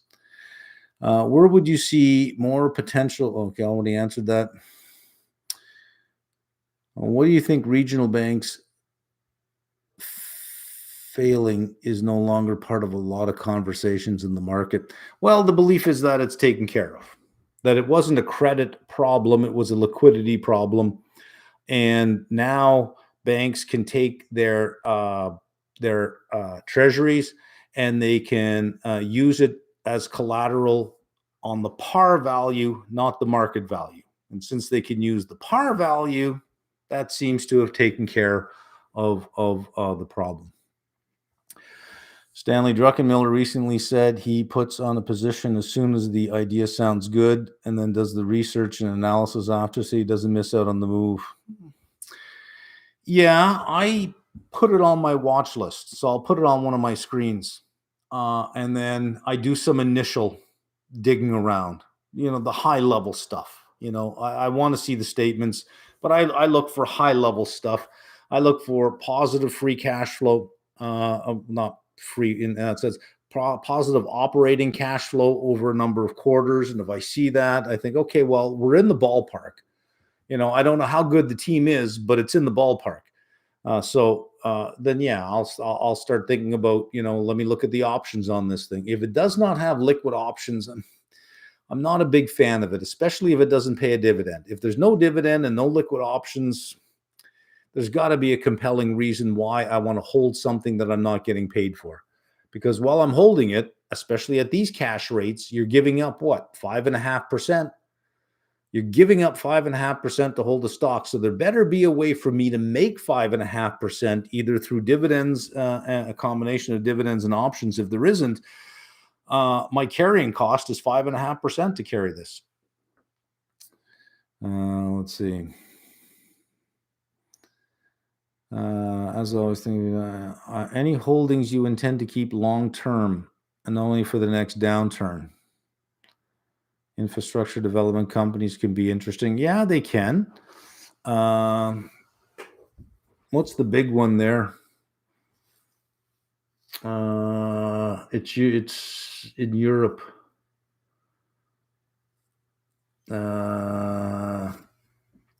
They do a lot of the engineering for this stuff. Come on, man. I forget. Long term, yeah. Any of the mortgage REITs I have right now are going to be long term. The mining companies I'm trying to get. When I say trying, I mean I want them in a certain way. They'll be long term. Housing, that'll be long term as well. Mining and metals is the smallest percentage of the S&P. Yes, it is. So you have to look at other countries. You look at Australia. I think metal and mining is almost 24%. Canada is significantly higher as well. South America is really high. So you'd want to buy like COPX is an ETF that is holds more than just the U.S. So no, metals and mining in the U.S. isn't that great. Like the XME, that if I were going to do something there, it would, if I had to buy, and let's say a particular market, it would be Australia or Canada, or something in South America, Peru or Chile in that respect, just because of the size that sector is of their market. Generally share your bullish view on copper. One counterpoint here is the fact that a lot of copper is recycled, thus reducing the total demand from the miners. Well, that could be true. A lot of copper is recycled, but you are entering into a significant ramp up from here of electric vehicles that take, significantly more copper. You need continual housing being built in North America, both Canada and the U.S. Lots of copper goes into that. You have lots of infrastructure spending, and you have the all the charging stations that have to be installed everywhere. Well, anytime electricity is involved in anything, you need copper, and you have a transition globally towards wind energy, solar. Anytime you involve electricity in anything, you're going to need copper. So even though there is recycling that adds to the amount of supply that's available out there, the forecasts that I've been seeing from industry groups are suggesting that there is going to be a deficit between supply and demand, uh, you know, from, where are we, 2023, over the next 7 years, 8 years. So copper prices, I think, are simply just going to go higher. I don't know that there's still enough with the current production along with recycling to meet the demand for where we're going. And it's not as if it were just one thing. Oh, there's an explosion in solar. Okay, well, that's one thing. Solar, wind, this, that, EV, with so much going on and the speed at which governments want it to happen. Yeah, I think copper can get squeezed a lot. Is this Market Outlook Live replacing the Market Update Live Q&A? Well, it's not a live Q&A that I do. It's just a Q&A video. But no, I will still do the Q&A video. If I make monthly salary of $10K per month, what size trading account on AB would I need in order to trade full time?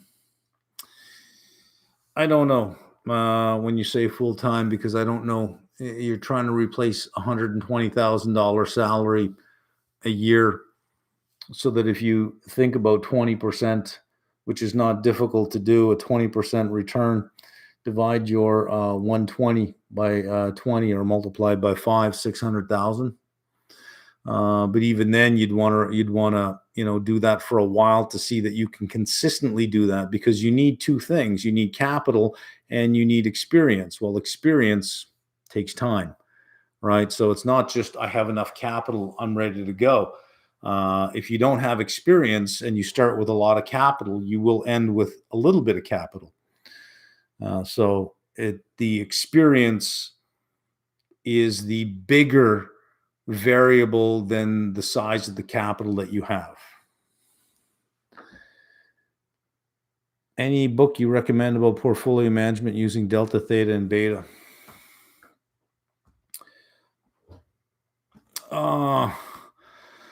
Well, you're combining the market along with options on here, because theta is an option Greek. Same with delta, whereas beta is the market. If there is one that exists, I haven't found one that exists all in one place. Is one ES option equal to 1 or 5 ES future contracts? One ES option is equal to 1 futures contract. One contract is 5 SPY, is 5 times SPY. Yeah, one ES option or an ES futures is equivalent to 500 shares of SPY. Yes.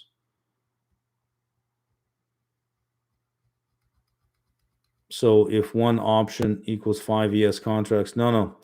The option is an options on a futures, not an options on SPY. So if you're buying options on ES, the underlying is the futures contract, not 500 shares of SPY. You have socks on with your outfit? Yeah, I've got socks on. It's an odd question out of nowhere. I do have socks on.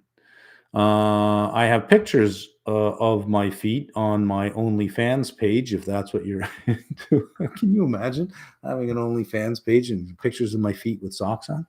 But yeah, I got socks on my feet. Ricky, kind of out of nowhere on that one. I'm going to need you to explain that question to me as to where that one came from. Have you read about the liquidity crunch that's expected as a result of Treasury selling their account following the resolution of the debt ceiling? Any take on how much that will impact equities? Treasury refilling their account.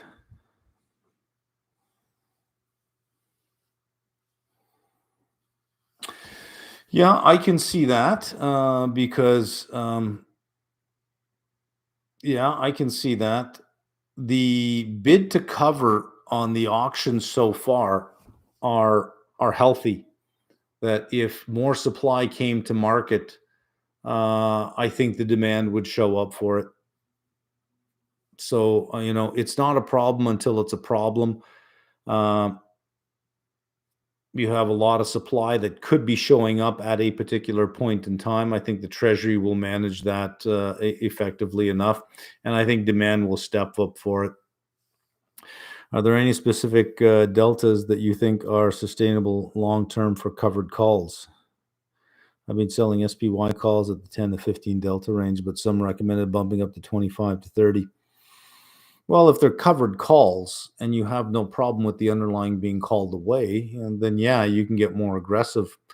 Right now, implied volatility is whittled away to nothing. So there's almost nothing in the calls, especially a 10 to 15 delta. There's almost nothing in there. If you expect that the market is having trouble at 41, well, SPY having trouble at 415, 416, get more aggressive on selling your calls. Yeah. Want to start a market update, but focused on mining. Any free sources you suggest?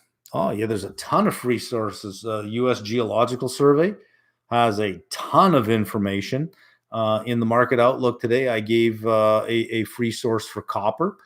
There's a whole bunch of free sources out there. Yeah, if just even with the U.S. Geological Survey, you can get a lot of stuff out of that. And what it comes down to is this: is you want to find more sources. Is you read blogs about mining. You read articles, whether it be Wall Street Journal, Barron's, or wherever. Usually, they'll cite sources of where they're getting their information. So then you can start to find all these other sources from there. I noticed bond ETF tend to have much lower yields than individual bonds with similar maturity. Well, that's because a bond ETF may have bought a bond 2 years ago, right, when the yields were lower. Can you explain how rate fluctuations affect bond ETF price compared to individual bonds? Well, that is a function of the duration of the portfolio. So you'd have to look at the duration of the portfolio of the bond ETF that you have. And it would, for changes in yields, fine. Like if it has a duration of 10, let's say, you could just proxy change in the 10-year yield, or find another bond that has a duration, or a treasury that has a duration very close to that, and the change in that yield would have the greatest effect. Now, it won't be a one-to-one because the curve doesn't change in a parallel way, but you can get very close using the duration measure. Let's see. What would the JP yield curve control removal impact? Well, it would certainly impact the yen. We know that. And it would impact the yield on the 10-year JGB. You'd want to be short that because the yield would go up. It would go up past the 0.5. I'd say the most direct one would be the yen increasing. Now, if the yen is being used as a carry trade somewhere else, it depends on what's being carried. If it's short the yen and long the US dollar, so you are using yen to buy treasuries, a threat to any carry trade is the funding currency increasing in value. Because if the funding currency increases in value, you're going to have to hedge it out. If you hedge it out, then what was the point of the carry trade? The carry trade works because you don't hedge it out. So if you then hedge it out, you may as well just unwind the carry trade. And if the carry trade is in treasuries, then yeah, there could be a lot of selling in treasuries to unwind that trade if the yen began to increase rapidly on that.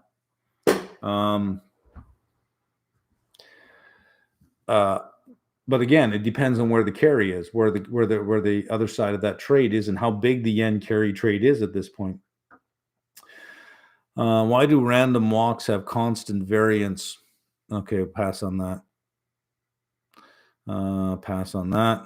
I'm doing CFA level 2 with you and allocate each morning to study. And then in the evening, I'm doing your applied series, just amazing content. So great. Oh, great. Good. Would you ever consider doing in-person seminars on portfolio management? And I just lost it. Let me see if I can find it again. And trading for individual investors. Anything that I can do in person, I can do online, I can do on Zoom, I can do on Vimeo Live, I can do in so many ways that is much more scalable than being somewhere in person, because being somewhere in person is expensive for everybody, because you have to have a location, you have to have a centralized location, everybody's got to get to that location. It's energy intensive, it's environmentally unfriendly. If we want to throw some ESG in there, you could say, look, I'm ESG friendly, I don't go to conferences. Anything that I can do live in person, I can do this way just as well. So I don't know that I would do it in person. Let's see. Let's pass on that. Anonymous. I just let you know I'm not answering your CFA level 2 questions, so you can stop asking. I just purchased level 1 applied series package. My exam will be in November. Good. Any thoughts on position sizing? Diversity seems more harm than good to beat the risk-free rate. Well, it really depends on what it is that I guess it comes down to how much experience you have. If you don't have a lot of experience, don't have big positions, because chances are you're not going to understand a lot of what you're in. If you're going to have a big position, make sure it's at the level of the ETF. So, for example, if you had $10,000, or let's say $100,000, and you put $60,000 into an individual stock, I would say that's a ridiculous thing to do. Let's try to find a way to diversify that. But if you put 60,000 of that 100,000 into SPY, I'd say that's not bad, because now you have a portfolio of 505 very large companies, the best companies in America. So you're diversified. So your position would be relative to what it is that you're buying in terms of how diversified it happens to be. So you can own SPY and TLT with 100,000, 60,000 in SPY, 40,000 in TLT. There's your 60-40 and go away. Every so often you contribute to your portfolio and you reinvest your dividends in the 60-40 component, and you rebalance if they get out of line. And you keep rebalancing back to 60-40, and you do that for years and years, and you'll be just fine. So you can have concentrated positions if the positions that you're taking are diversified positions on their own. Is there a point where you'd consider going into regional banks? Not now, but yeah, there'd be a point, but I wouldn't try to pick winners. I would just buy, as you say, KRE. I'd just buy one of the ETFs for regional banks. But yeah, I think so. But I would want to see, at least a year of commercial real estate work its way through the snake before I would buy, because I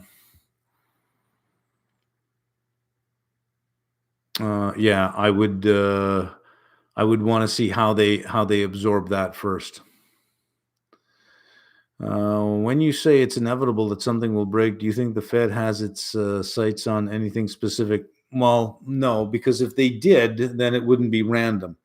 What will break will be something random. If it wasn't random, it wouldn't break, because the Fed would not just let it break. The Fed would step in, right? The Fed would step in and do something. So I can't see a scenario where they wouldn't step in unless it's, they wouldn't step in until it happened. And then when it did happen, it would be like, okay, well, we didn't even know that existed there. It would be something, random. On AI, do you think enormous downsizing of investment staff is inevitable, or will it be a tool like Excel which staff adopt? I think it'll be Excel-like at first, definitely Excel-like. Where it goes from there, I don't know. It's going to be difficult to predict that. What would it mean for the CFA designation? I don't think much. This is one of those things that, I can remember in the late 90s, the calls about this is the end of malls, this is the end of retail, this is the end of brick and mortar, this is the end of all these things. And it wasn't. We're hearing this now with the office. So this is the end of office. The work from home is not going away. Yes, it is. Yes, it is. It will go away just like any other fad has gone away, because more and more CEOs are seeing that workers at the office are much more productive than workers who are not at the office. And workers at the office are far more collaborative, and more work gets done at the office, not because they're working harder, but because they can talk to each other in real time and build off other ideas on the spot that you just lose if you have to schedule a Zoom meeting. Listen, work from home is not a thing. Here's how you know it's not a thing. You ever get a reply on a Friday from a work from home person? Have you ever gotten a reply on a Friday? Ever? I don't. I'm criticizing something I'm a little close to, but I don't get replies on Fridays. Why? It's work from home. Weekend starts Thursday at around 3 o'clock. Work from home. The communication is really slow. The ability to bounce ideas off each other and build on something, because sometimes when you have an idea, you're thinking out loud on the spot. That doesn't mean your idea is done. So if you have to think out loud on the spot in these scheduled meetings, here's a challenge. Let's say that we both have to set up a business to sell hockey equipment online. You are going to have a completely distributed team. I will have a team that works here. I will beat you to market, and I will beat you to $1 million. I will also have better pricing than you will. I'll have better costing than you will. I'll have better marketing than you will, because we can do it all on the spot that day. All of us. The collaboration, those conversations that happen where you add my idea to your idea, and then somebody says something, and I think, yeah, that's it right there. Let's give that a try. And IT is right there that implements it. 15 minutes later, we have a look at a mock-up. We say, okay, well, that's good. Why did I, you lose that. You lose that when you work from home. That will fade away as well. So, right now with AI, we're saying this job will go and that job will go and that job will go. It sounds like every other big technology that's come along that's threatened something else, this will go, that'll go, this will go. And it really didn't happen. We found that online retailers used the web to augment their site. So I can go to Costco and buy stuff, or I can go to their website and see a whole bunch of other stuff that Costco doesn't carry in store that I can buy as well. So they've expanded the size of their store without expanding the physical size of their store. So it was used in augmentation of what exists. And if you go to a Costco at almost any time, you would say to yourself, what recession? The consumer is strong. Bricks and mortar are here to stay. Look at this place. Look at how crowded it is. So yeah, we've had these events before, where it was to be the end of this, and this will be the end of that, and this will be in the end of that, and it never was. So all of this on AI being the end of this and the end of that, hard to predict from where we are now. But if you go on history, not really, because it's a technology that enables, not replaces. So let me give you an example of the difference. The personal computer replaced the typewriter. I mean, it didn't augment the typewriter, it replaced the typewriter. But it did not reduce the amount of people you needed in the organization just because you got rid of the secretarial pool. It increased the amount of people that you had in the organization because now you need an IT department. So if you have AI is an augmenting technology. What's it going to? What are we replacing? We think, well, you're replacing humans. Well, didn't weren't robots supposed to replace humans? Wasn't software supposed to replace humans? All of this stuff that we said that was going to replace humans actually increased the amount of humans we needed. That you have more jobs in existence today in a digital world than you did in the 1970s when you had a physical world. We have more jobs today. So AI will probably on net, uh, at a minimum, I think, create as many jobs as it destroys. Where is it going to destroy jobs? Don't know. Where is it going to create jobs? Don't know. I think it's still too early to tell. But I'm not ready to call an end to specific careers at this point in time. Let's see.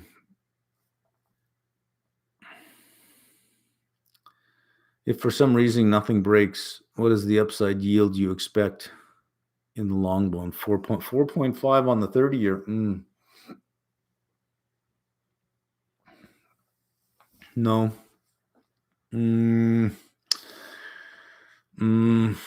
No. No. Do you like Canadian banks? What are your thoughts on oil? Yeah, I like Canadian banks. I've sold puts on TD and Bank of Nova Scotia. I think they 6% yields. I'll take them. What are your thoughts on oil? Oil's a tough one. I've tended to avoid oil because it's fickle, it's tough. You don't know when OPEC Plus is going to do something or when they're not going to do something. Um, Oil, I think, is an important price to watch as a barometer of, I think, economic sentiment, and it's been dropping because, well, GDP growth is energy intensive, and if you have a drop in expected GDP growth, you'll have a drop in energy prices. That's why it's one of the nice price indicators to watch, because it gives you some idea of sentiment at a nice high level using the energy prices, because it is globally priced. There are a whole bunch of local benchmarks, but it reflects global supply and demand. Does Canada and US have long-term versus short-term capital gains? I think Canada does make a distinction between short-term and long-term. It also makes a distinction, I think, between you know what? You'd have to ask my accountant this, because a lot of the tax stuff I simply defer to accountants. But yeah, it does have a distinction between short-term and long-term, but not with options. Oddly enough, not with options. A portfolio is like a bar of soap. The more you handle it, the smaller it gets. That's it. A portfolio is like a bar of soap. The more you handle it, the smaller it gets. I knew it was something like that. There it is. I just purchased level 1 applied series package, graduated a year ago, and now working full time. Just started studying for level 1. Do you think it's possible to make it without too much struggle? I know nothing about you. I know nothing about you. You could be super intelligent, and the answer to that is yeah. You could be, more in the middle of the pack in terms of learning ability, and well, it's gonna require some work for you. So you're using a word called which is struggle. Uh, you may have a different idea in your head about how extreme that word is versus what I have. So for me to answer this, we would first have to have a discussion about sharing the same definition of those words.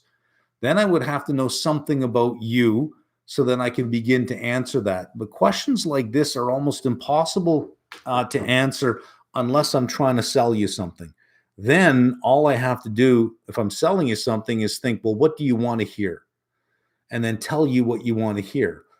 So I can't answer that question. I simply just don't have enough information. And I run the risk that we don't share the same definition of the word struggle.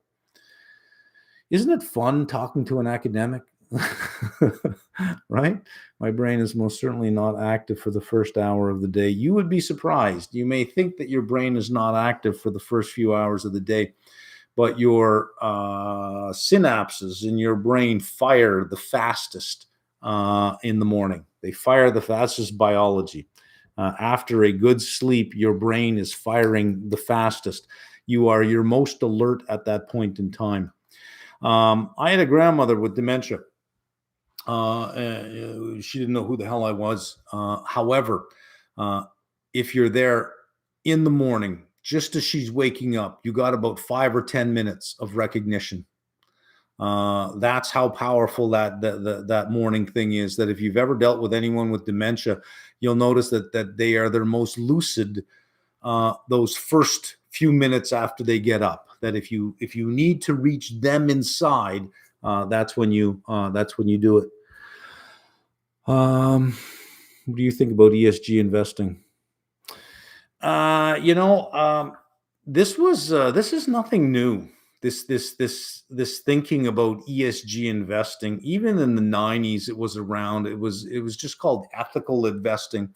Is that you would invest that ethical companies, you would look for companies with ethical management or that acted ethically, and you didn't worry about that they were selling guns or alcohol or casinos or selling oil. If they were ethical management.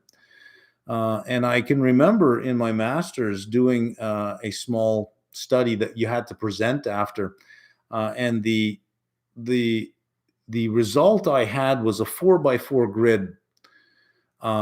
Unprofitable, unethical companies don't last. Unprofitable, ethical companies don't last. Profitable, ethical companies last, and profitable, unethical companies last. So it was not a question of whether you were ethical or not. It was a question of whether you were profitable or not. And some companies were profitable enough to be ethical. And that was basically it. But that being unethical did not mean that you were unprofitable, because there were profitable, unethical companies based on a definition or a measure of ethics. So it seemed that the message that you could take away from that is companies will be ethical if they can afford to be ethical. If they can't afford to be ethical, they won't. This is the same with humans. For the most part, most humans will do the right thing unless it costs them money. Then they won't do the right thing anymore. They'll do the right thing for themselves, which may not be the ethical thing to do, but as long as it's not illegal, it's just unethical, that's fine. Most people will do the right thing until it costs them a penny. Then they won't. It's human nature, right? Let's see. So what I think about ESG investing, not much overall. I think it is, look, break it down. The G. Who's going to argue with that? Who's going to argue with good governance? That's what you want, is good governance. FTX didn't have good governance. Look what happened. Enron didn't have good governance. Look what happened. Now, that doesn't mean a lack of governance means things will go off the rails, but given human nature, a lack of governance increases the probability of things going off the rail. Governance has always been around. The G has always been around, and it is not controversial. I want good checks and balances. I want good governance. I want a board of directors that is independent. I don't want them to just say yes, sir, no, sir to the CEO. I want them to be my guardians, because that's what the board of directors does. They protect shareholder value. So I want them to do that. Everybody wants them to do that. So it's really E and S. G is get rid of G. G's always been there. I don't even know why they stuck G in there. G's always been there. E. Okay. Don't dump chemicals in a river. I don't see that that's a problem. I don't want you dumping chemicals in the river, even though it's cheaper. I still don't want you dumping chemicals in the river. Nobody wants that. If you can increase shareholder value by being more environmentally friendly, what's the downside? I don't get that. What's the downside? And the E has created whole new industries which have created investment, employment, and return. You can say, oh, solar sucks, solar stupid. Doesn't matter. There are people who work in that industry. It creates employment, which means it creates value for the economy. Even if a company is making widgets of which they just throw in a big hole and bury, you're still creating value for society by creating employment. So the E part is okay. I don't know that it's that controversial that I have to say, oh, I don't like the E. Okay, the E is there. I don't mind it. It's the S that causes all the grief. Because whose S is it? Is it my S or is it your S? What if I don't like your S? What if I disagree with your S? What if your S is actually a bad S and not a good S? What if your S elevates skin pigmentation over merit, all for the sake of checking a diversity box?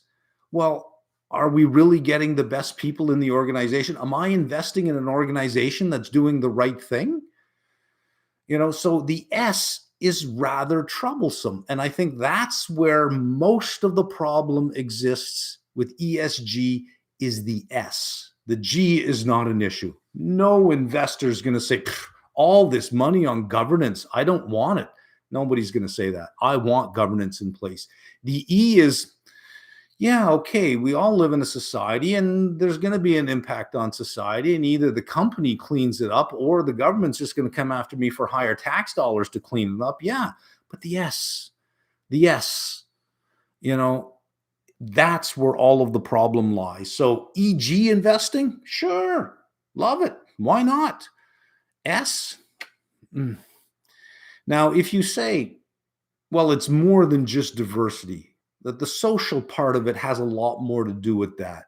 It might be that you don't want to invest in any oil companies, or you don't want to invest in any gun companies or any casino.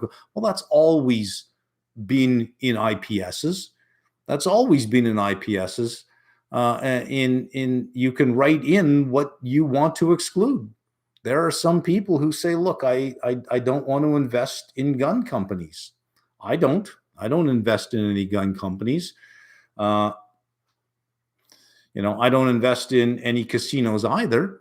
Not that I have a problem with it. I just don't invest in it. So, I could then suddenly claim, well, I have some social standards because of this and this. But once you start telling a pension fund, you can't invest in traditional energy companies.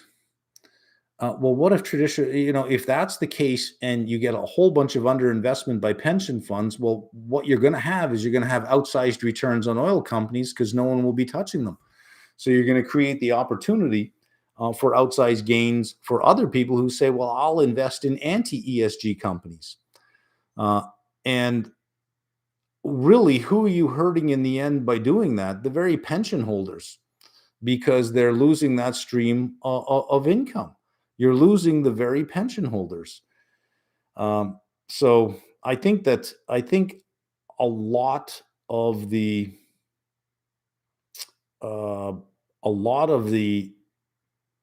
fanfare for ESG comes from a lot of simple-mindedness without really thinking things through, and comes from a lot of people who are almost hypocritical in their own lives. That I don't know if they truly know what they stand for and what they believe in, and I think they just, it's a bandwagon that goes by. and they'll jump on that bandwagon and then begin moralizing like they've always been there, but they wouldn't know to be there unless the bandwagon drove by. If we think about a lot of the investing uh, in the vein of ESG, it's been around for a long time. It's just never been called that before. It's been around for a long time. That you now call it something, and everybody jumping on board. It's a lot of bandwagon thinking, but I don't know that it gets you anywhere.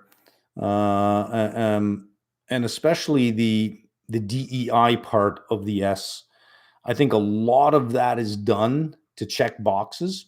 I think a lot of it is done for pandering purposes. And they're checking boxes when you go through the LinkedIn feed and you see a picture of somebody standing there with a minority saying, "Look who I hired." Yeah, but who's the picture for? Is it for their glory or your glory? Right? And if you're telling everyone how inclusive you are, whose glory is that for? Yours or someone else's? We have a prime minister here in Canada who does that for his own glory. Doesn't understand what diversity means, doesn't understand, thinks it has to be engineered, and then says, "Look what I've done. Look at me. Look what I've done." And proclaims his diversity wins for his own glory. Now, that is talk about slapping somebody in the face. Is that I chose you specifically because of superficial markers of identity. And if you just stand there a minute, there's cameras. I want to take a picture with you to show everybody how wonderful I am. Can you please just stand there? I think that if it were me, I think I'd be so insulted. It'd be like, you've reduced me to nothing more than my identity, superficial markers of identity. And now I feel that I'm not even like, why did I actually get this job? Was it because I really am good, or because I checked some boxes? Am I good at what I do? I don't know anymore. Right. So I don't know that it does anybody any favors. The most insulting thing he did, and you can always tell a fake liberal, you can always tell somebody who really doesn't understand what it means, what diversity means, when they say stupid things like this. But 2016, when he got elected, he had his whole cabinet standing behind him, and he was standing up front, and there were people interviewing him. And one reporter says, "Why does your cabinet look like this?" Oh, and he had the right mix of skin pigmentations. He had the right mix of genders. He had some people. He had four Indians, Sikhs with turbans. He had someone in a wheelchair. He had some indigenous people. I mean, completely. You can tell that it was really engineered because of his answer. Not because you could say, "Oh, well, you had to engineer that." Maybe they were the best qualified people, but I knew the moment he gave his answer, they were not the best qualified people. Why does your cabinet look like that? Now, the proper answer, the proper liberal answer is they were the best qualified people for each of the positions. In other words, I didn't pay attention to anything other than their qualifications. And when you do that, you know what you're going to get? Diversity. Because abilities are spread randomly across the population. No one gender or skin pigmentation has a monopoly on a particular ability. It is random across the population. The correct answer was, what's wrong with you to even ask a question like that? They're the best qualified for the job. And when you ignore superficial markers of identity, you get diversity. He didn't say that. He said, because it's 2016. In other words, I chose them because they look like that.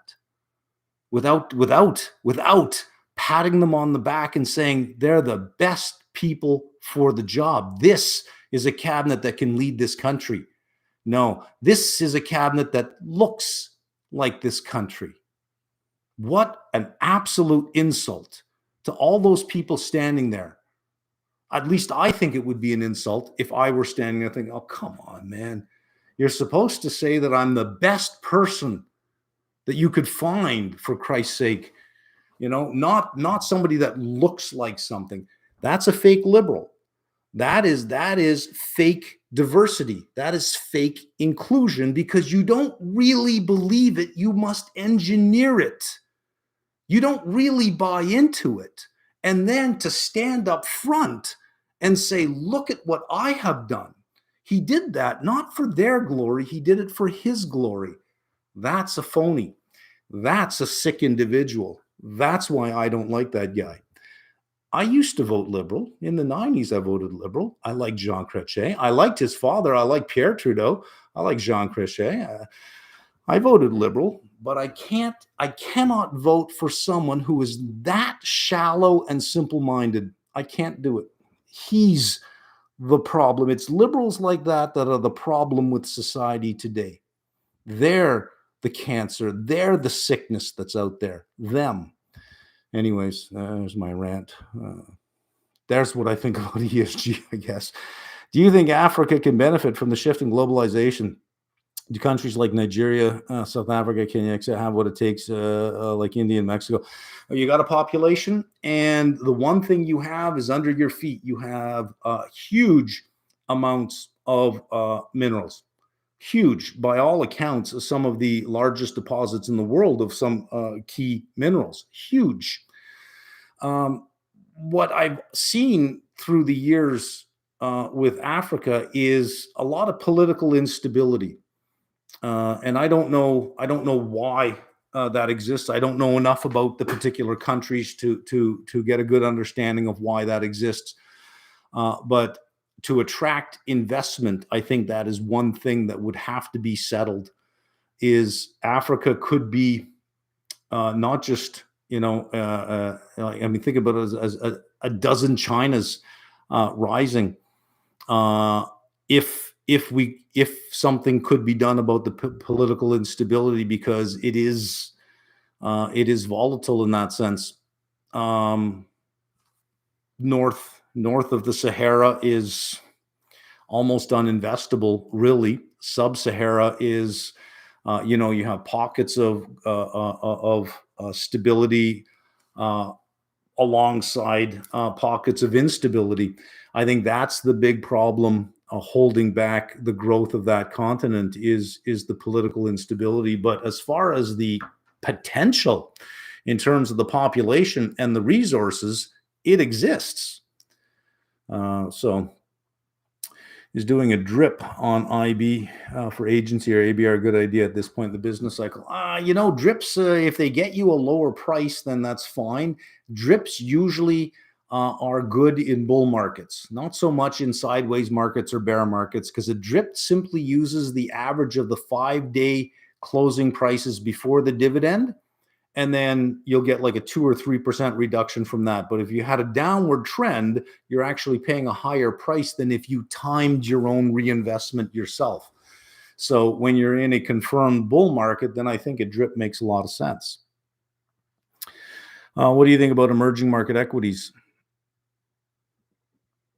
In the event of a slowdown, would it be fair to say portfolio flows could see a geographic shift to emerging markets? I have no emerging market exposure, not even with my external managers, because I said, am I in any kind of emerging market? And they said, no, you have no exposure to EM equities. I don't think I even have exposure to EM debt. I don't know what I think of them. I think I would want to see a confirmed bull market. I'd like to see the Fed rate hiking cycle done. What I'd really like is can something please just break so that we can have some problems for a couple of quarters where equities can drop in price, where central banks can lower rates because something really broke, and we could just clear out the room of all of these problems that are sitting there by just having one big problem that ends all the other problems. And then we can move up, because I'll tell you, it's tiring. It's been over a year now of being very active, and it is just bloody tiring. I would like to go back to being, just long and strong. But yeah, I think in an event like that, emerging markets, I think, I think that's probably where growth will come from over the next 20 years is the emerging markets, or at least the bigger part of growth will come from. Any U.S. cities you think will become a good fit for finance career? Oh, Miami seems to be on the rise. If you like Miami and that bloody heat in the summer, if that's your thing. I lived in Sarasota, and let me tell you something. July, August, it's stupid hot, and I mean stupid hot. Take hot and add a layer of stupid to it. It's stupid hot. Let's see. How truthful the Fed has been historically. Should you trust them? Yeah, I trust the Fed. I mean, listen, trust has two components, right? There is, competence and beneficence, that they have your best interest in mind and that they're competent. So you can trust the Fed that, I trust that they really are trying to do the right thing. But are they competent, right? So trust has those two dimensions. So when we use the word trust, what part of that are you trusting? I trust that they're trying to do the right thing. I do trust that. Are they competent? Well, sometimes you can trust whether or not they're competent, but I don't distrust. I don't think they're there,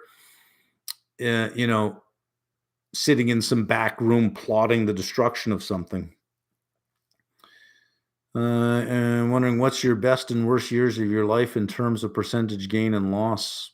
Best year, 302%. Loss, almost all of it. Yeah, almost all of it. Yeah, I've blown up a few times, again, early in my career. What strategies went into it? Was it luck? A lot of luck, especially in the beginning. When you're making big gains in the beginning, it's a lot of luck. You're riding a wave, and that when you first start, if you start in a bull market, you're going to be right most of the time, and you'll begin to mistake that for brains. Being in a bull market and investing doesn't give you experience. It gives you gains, but no experience, because you don't separate luck from skill. Only when a bear market beats the crap out of you do you start to realize that, oh, okay, maybe it's not so easy, right? How truthful has the Fed been? Okay, I already answered that. Okay. For 100,000 capital, how would you allocate to TFSA, RSP, and non-registered account? I'd max out my, I probably would max out the,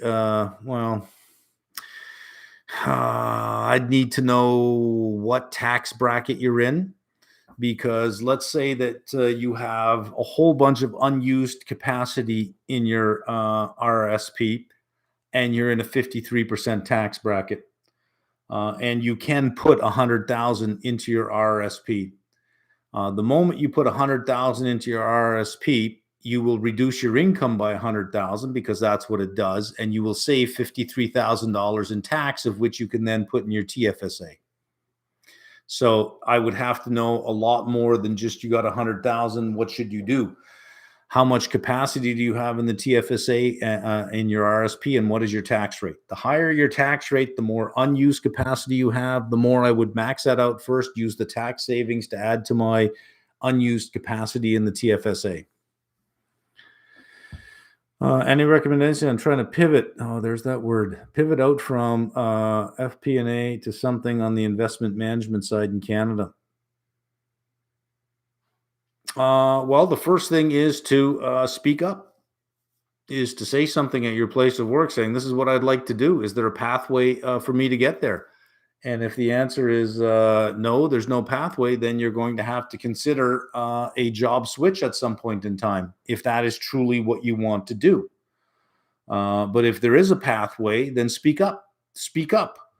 No one is just going to walk past your desk and say, just a crazy thought off the top of my head, would you like a free Lamborghini? No one's going to do that. If you want a free Lamborghini, you got to show up somewhere and say, hey, anybody got a free Lamborghini hanging around? You got to ask, because if you don't ask, nobody knows you want it. So the first thing to do is speak up, find out if there's a pathway. If there is a pathway, how do you get on that pathway? If there's a way to get on that pathway, then do it. Don't wait for them to just open the door for you. I mean, you basically got to build the chair to give to them for them to pull out for you to sit at. That is basically what you have to do. So you're going to have to, step up. Let's see. Have you considered writing a book about a particular subject you are interested in? God, no. When you write a dissertation, you're basically writing a book, and it is tedious. It is something that I don't enjoy at all. So no, I would not write a book about a particular subject I'm interested in. I'd simply do a video. I'm not. I don't like writing. Let's see. Have you ever? Okay. Do you ever run into tax reporting issues? No. I use accountants, and I give them all my statements at the end of the year. I give them the worksheet that I get off of IB, and I don't involve my stuff in that, or I don't involve myself in that. I have people who are much more aware of tax implications than I am. But from that, I do get, I do get advice in the sense of, you want to try to avoid this, or if you could do more of this and less of that, or this is really expensive and that's really expensive. Okay, well, I can deal with that part, but the tax, it can get really complicated. Let's see. Where were we here? I just lost my position here. Oh, there it is. Bogle said, in investment, you get what you don't pay for. You get what you don't pay for. Or for most things in a crisis, you'd say, don't just stand there, do something. But in investment, it's don't do something. Yeah, don't do something, just stand there. I agree with that. So a lot of times, don't do something, just stand there. And how you know to stand there is this, and this is what we'll do in the first couple of weeks before we start taking on positions in our fake money portfolio, is when we set our rules for our positions, we'll also set rebalancing ranges for positions, rebalancing ranges for the level of exposure in any one particular thing that we want. And we'll measure it in deltas so that we can use options and underlying, and we know how many deltas we have. And we will use those rebalancing ranges, and you'll find that if your position is within your rebalancing ranges, you do nothing. And you'll find it's so relaxing to do nothing more often, and you'll see better performance out of your portfolio when you leave it alone more often. And you'll step in when you have to rebalance. What kind of queries would you recommend to do in ChatGPT to identify pools of good performing stocks? There is, I have seen this on LinkedIn quite a bit, a whole bunch of these cheat sheets of, ChatGPT, how you can prompt ChatGPT to do anything. I just bought the Plus subscription, or the premium subscription. I forget how much it is a month. It was like $20 or $19.95 US a month or something like that. I bought that because it has more parameters, it's faster, and all the beta stuff is rolled out to you first. But the person I hired, the employee I have now, is using it and learning how to prompt it. So at this point, I don't know much about how to prompt it. But there are a bunch of cheat sheets floating around. So I think you can Google Chat GPT cheat sheet, and you'll get a whole bunch of these things up. Certain percentage annual return you target for your actively managed portfolios. I don't like targeting returns, because if I target returns, then I start reaching for it. And if I start reaching for it, then I'm not waiting for the pitches to come my way that I want. And if I wait, and if I'm patient, and I do what I do, I usually consistently can do around the 20-21% consistently. Except last year. Last year I didn't. Last year was negative for me. This year I'm off to a good start. So, but I try not to say, okay, well, I'm at 9% now. I need another 11%, because as soon as I start doing that, then I start reaching for it. And I don't want to have to, which is a big reason why I would never want to manage money for other people, because I'll always have to be, you know, a week has gone by, and now I've got to find something. I can't wait for stuff to come to me. I must go and find something. And you end up chasing things sometimes when you have to perform. But when you don't, and you let things come your way, if you have the faith in things will work out. The markets are up and down. They do move, and if you have the patience, it'll come to you. Yeah, I tend to do quite well in that sense, but I don't try to target anything. Now, there are times I don't do trades because I know on an after-tax basis it makes no sense. So let's say I have 1,000 shares of something and the price runs up $10, and I think, well, why not sell 500 shares and grab it when it drops? Then I got to figure out, well, I've held it for this much of time. That's going to be a short-term capital gain, which this is my tax rate. So it would have to fall 26.5% just for me to break even, just for me to be indifferent based on that gain. That $10 gain would have to retrace almost 30% for me to get back in, to be indifferent, just to cover off the fact that I generated a short-term capital gain.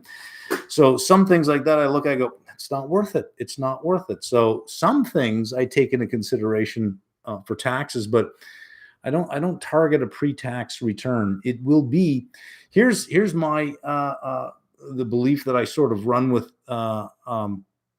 The return will be what the return will be. I can't manage the market return. It will return what it will return.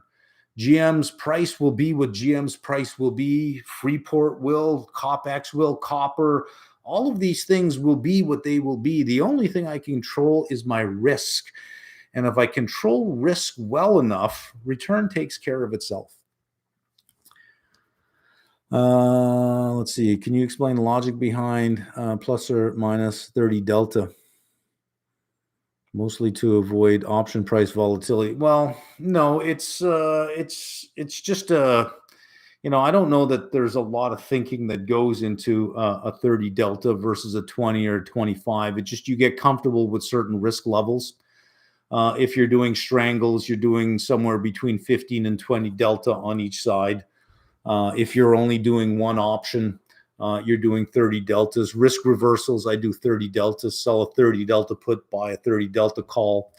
I don't know. You just sort of get attracted to certain deltas sometimes. And, it's, if you're trying to have a consistent strategy, you can say, well, let me sell puts that are $5 under everything I own, but that may be at different risk levels.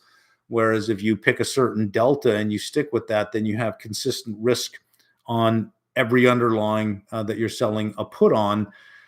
Is sometimes it's $2 away, sometimes it's $1 away, sometimes it's $8 away from where the price is, but at least it's, I guess you could say, on a risk parity basis, you're the same level of risk on the distribution of possibilities by using the same delta each time. Current front end of the treasury curve is showing yields at almost 6%. No kidding, eh? Which is the actual, what is the actual risk here? Is the U.S. default even fathomable?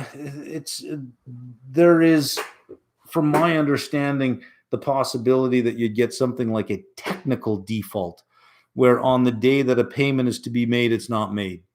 But that just means that you'd get the payment at some later date, and interest would continue to accrue on that. If you're trying to time your cash flows, it would be tricky.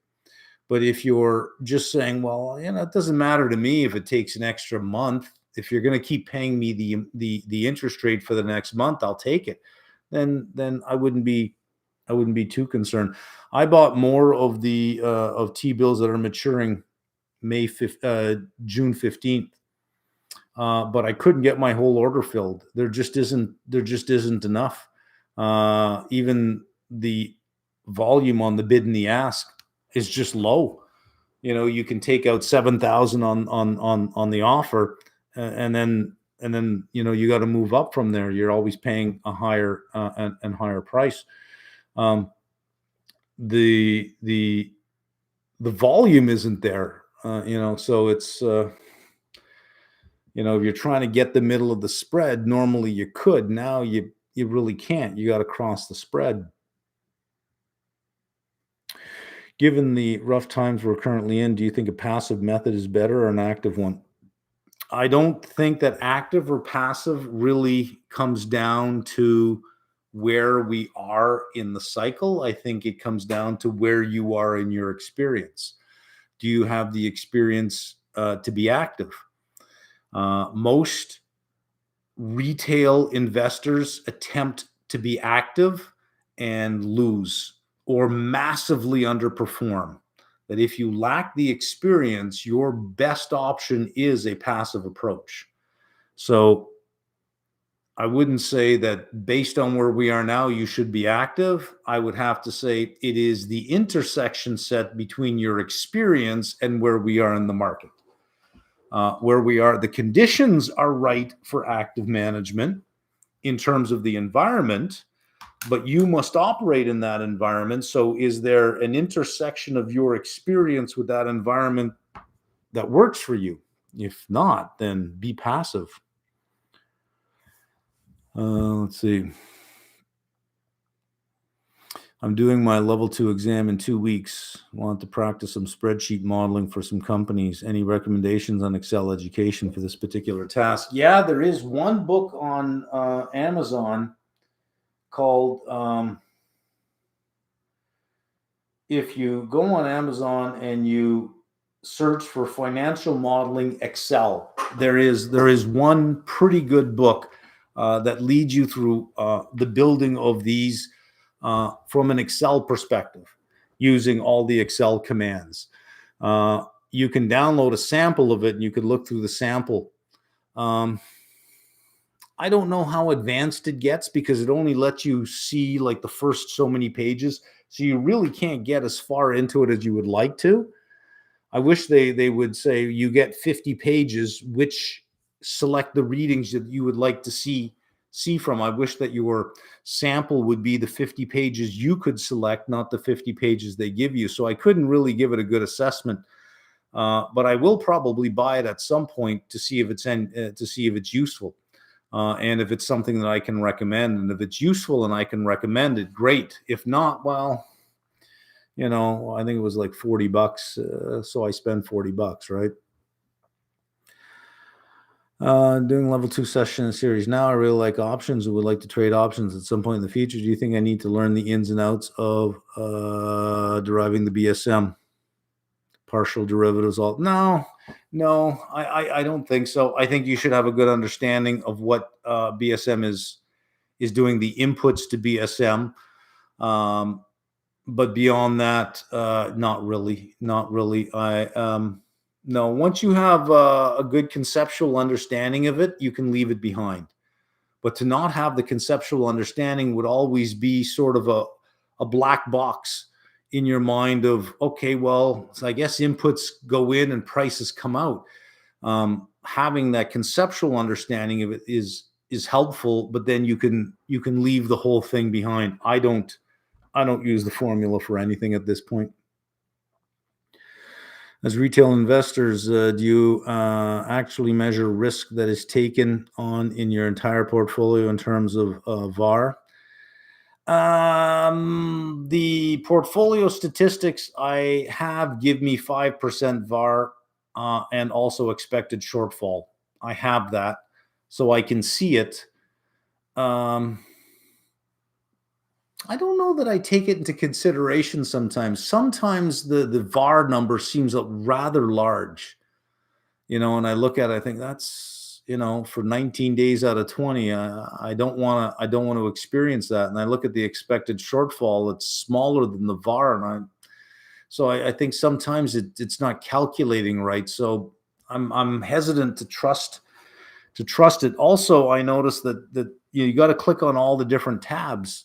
Currencies are on a different tab. Well, I'm sorry, but the currency positions I have actually reduce my portfolio volatility, not increase it.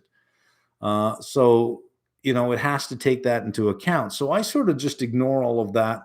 I look at the dollar delta beta that I have and I ask myself, am I comfortable with that level of exposure, either to the plus side or to the negative side? And after a while, it's like a good piano player. You stop reading the notes and you start improvising around the notes.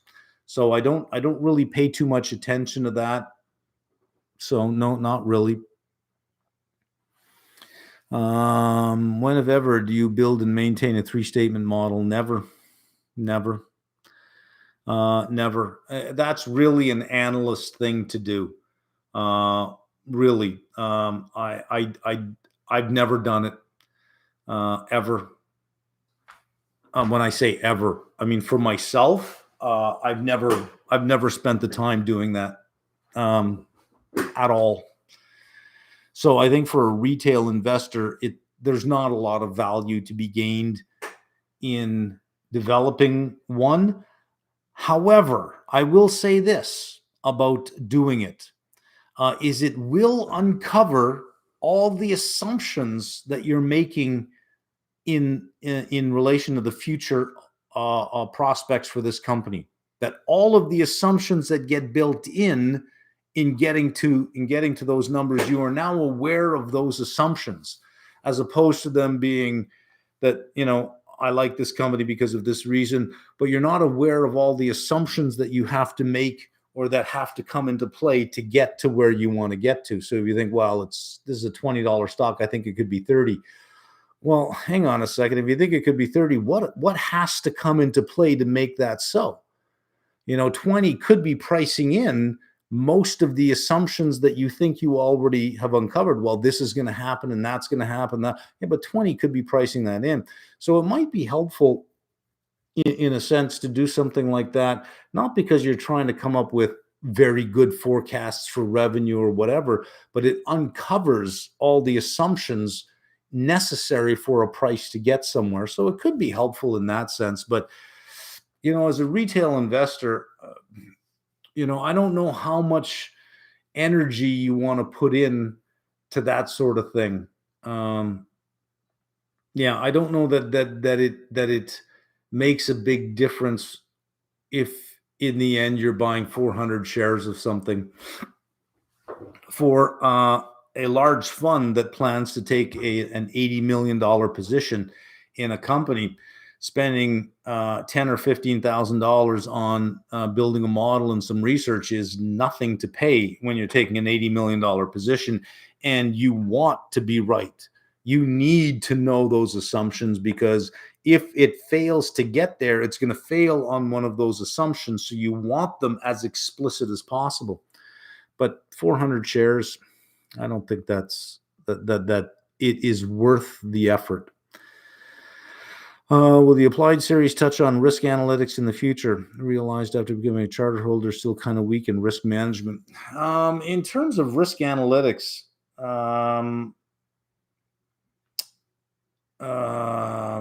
like all of the different ratios, not ratios, but all of the different measures like Sortino, Sharp, all of that. I think that's useful if you have a benchmark. I think it is useful. If you use a lot of options, a Sharp ratio is nonsense anyways, because you're going to have non-normal distribution, and the denominator of the Sharp ratio is standard deviation, which by its very definition is a standard deviation. You need some standard distribution for that one, which is the normal distribution. So the Sharp ratio is rather useless. So I'm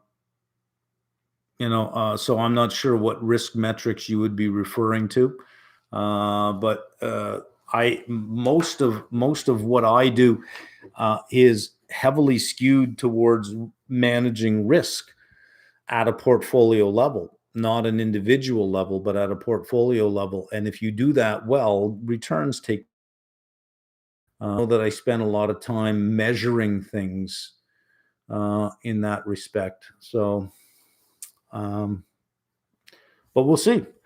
Could the prime minister mean by it's 2016 in the past the minorities would not be selected, but now the best are selected no matter the identity? Then he should have said. Then he should have said. He should have simply just said these are the best qualified people for the job. He didn't. He didn't say they're the best qualified people for the job. And honestly, I mean, I've seen other cabinets before. There was diversity. It's not as if there was a lack of diversity. There was diversity, but it was never. No one ever thought to ask the question of, well, why'd you choose these people? The proper answer was just simple. These are the best qualified people, period. But when you have to point out that you chose them because of those superficial markers, that's the problem. If they were, if that was the result of a good vetting process, that's what he should have said. But it was not the result of a good vetting process. People were vetted based on, well, if you know Trudeau. Let's see. How much sleep do you get a night? Depends. It depends on what I do before I go to sleep. If my face is in front of a screen right up to the point that I go to sleep, 6 hours. If I sit in the hot tub at night, and I don't know if it's because I sit in the hot tub and it's just so great and relaxing that I sleep well, or because it just forces me not to have my face in front of a screen. But there I can get 7.5, maybe even 8 hours in, but anywhere from 6 to 8 hours. Depends. Sometimes I wake up at 3. I don't know why 3, but I've done this, it is sort of a regular time to wake up. Sometimes at nights 3, and I lay there, and 15 minutes later, I'm still laying there going, well, this is ridiculous. I mean, I may as well get up and do something for a couple hours at least. So I do. What's your take on the utility market due to infrastructure deal and the Inflation Reduction Act?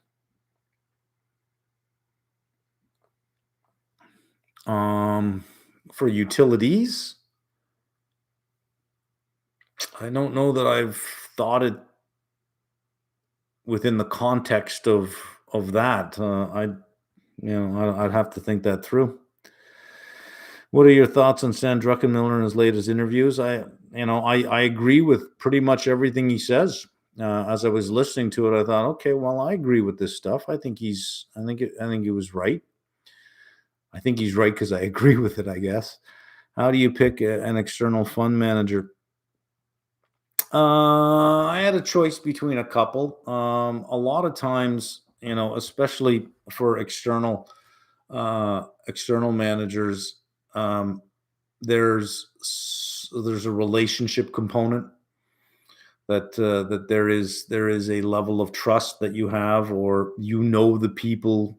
You're aware of their track record, but just to pick somebody cold that you've never heard of, you're just looking through a bunch of websites, you come across one, you look at some records, you say, I don't know these people, never met these people, but these are good numbers. I don't know that is done too much. Let's see. Do you ever buy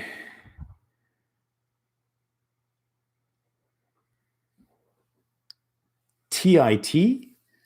I think you mean TLT, but your L is a lowercase L with two TLT for a trade when they cut interest rates. That's just such a vague question. I'm not quite sure what you're asking me there. But if you've been watching the market outlook long enough, you know that I do have a long position with options in TLT. The idea that trust has two components, competence and integrity, was first proposed by psychologist John Gottman in the 1970s. Okay. I didn't come up with that. This is something that I had learned from the economic literature in my PhD, when there was when trust is is a component in there. There are two components. You just learn the two dimensions of trust. It's well accepted in literature. Thank you again for everything. Big fan from Chile here. Why do you use TLT instead of BND? I think because of volume, and I think because of the options and the liquidity in the options. Okay, say something breaks and the S&P drops 25%. Oof. Would you see buying long-term calls on the index to be a good? And yeah, I would be doing it. I would be buying calls. Yeah, I'd be doing risk reversals. You drop 25%, I'd probably be doing risk reversals on that because they're free, right? Would the premiums make them unattractive? I think you would get a heavy skew. You'd have to do your calls as the market is dropping. So you have skew on the index, and as the market is dropping, volatility increases, but skew increases as well, right? Which makes your calls really cheap and your puts really expensive. So you can actually, if you're at, let's say, 325 on SPY, you can find that sometimes you can go up 20 points on calls and finance it 60 points deep with puts. When you get these asymmetric distances like that, it only makes sense to do risk reversals because you got 60 points of downside protection by buying out of the money options by only 20 points. Do you think a lot of put buying could be preventing the market drop? Well, I'm not seeing put buying going on. If we were seeing put buying going on, implied volatility would be increasing on the puts, and it's not. So no, I don't think so. Is he reading questions off YouTube comments? Yes, I am. Off the chat stream for the live feed. Do you see the central banks move to a 3% inflation target regime? Not until they hit 2, and I don't think 3 is something they would do, given the inflationary pressures from deglobalization, reshoring, worker shortages, resulting in higher natural rate. No, I just don't think the 3% makes a lot of sense. Understand that rates, inflation rates, interest rates, growth rates, have level dependent volatility, which means the higher the rate, the more volatile something is. So, a 1% interest rate is not very volatile. A 6% interest rate is volatile. Rates, the lower the rate, the less the volatility.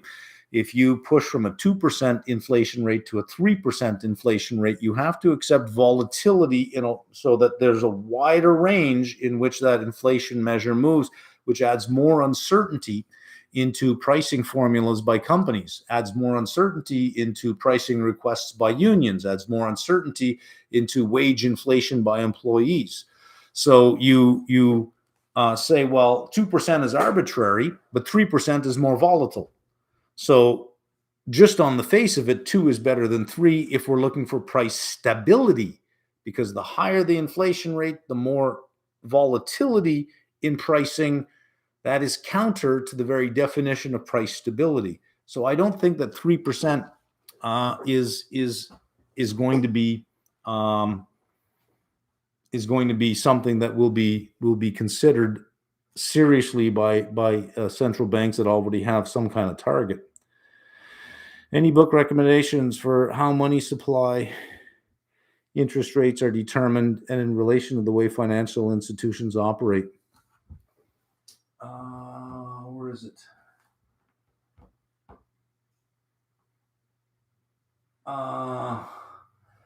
Money, banking, and financial institutions. There are some good textbooks in money and banking. That's what I would look for. I am not sure about short-term capital gains applicable for Canadian tax purposes. I'm not sure I understand when you say you try to avoid it. Again, you'd have to talk to my accountants on that. I push most of my tax issues onto them rather than me take care of it. Where do you see the place of bonds in a portfolio building over the next 5 to 10 years?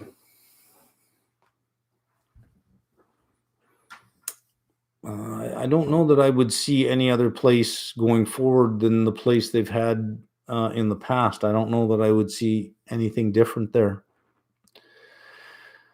On the day you see the debt limit rise, will you be taking a position for the short ride up? Um, Listen, this is going to happen overnight. The reaction will be quick. Either you will have been positioned for it or you won't. So it'll be well telegraphed, or you'll see the progress as time goes by, or the lack of progress as time goes by. I don't know what I'll do with it. It really depends on everything else that's going on at the same time, right? How much y'all think Mark can bench? Oh, that's a good question, right?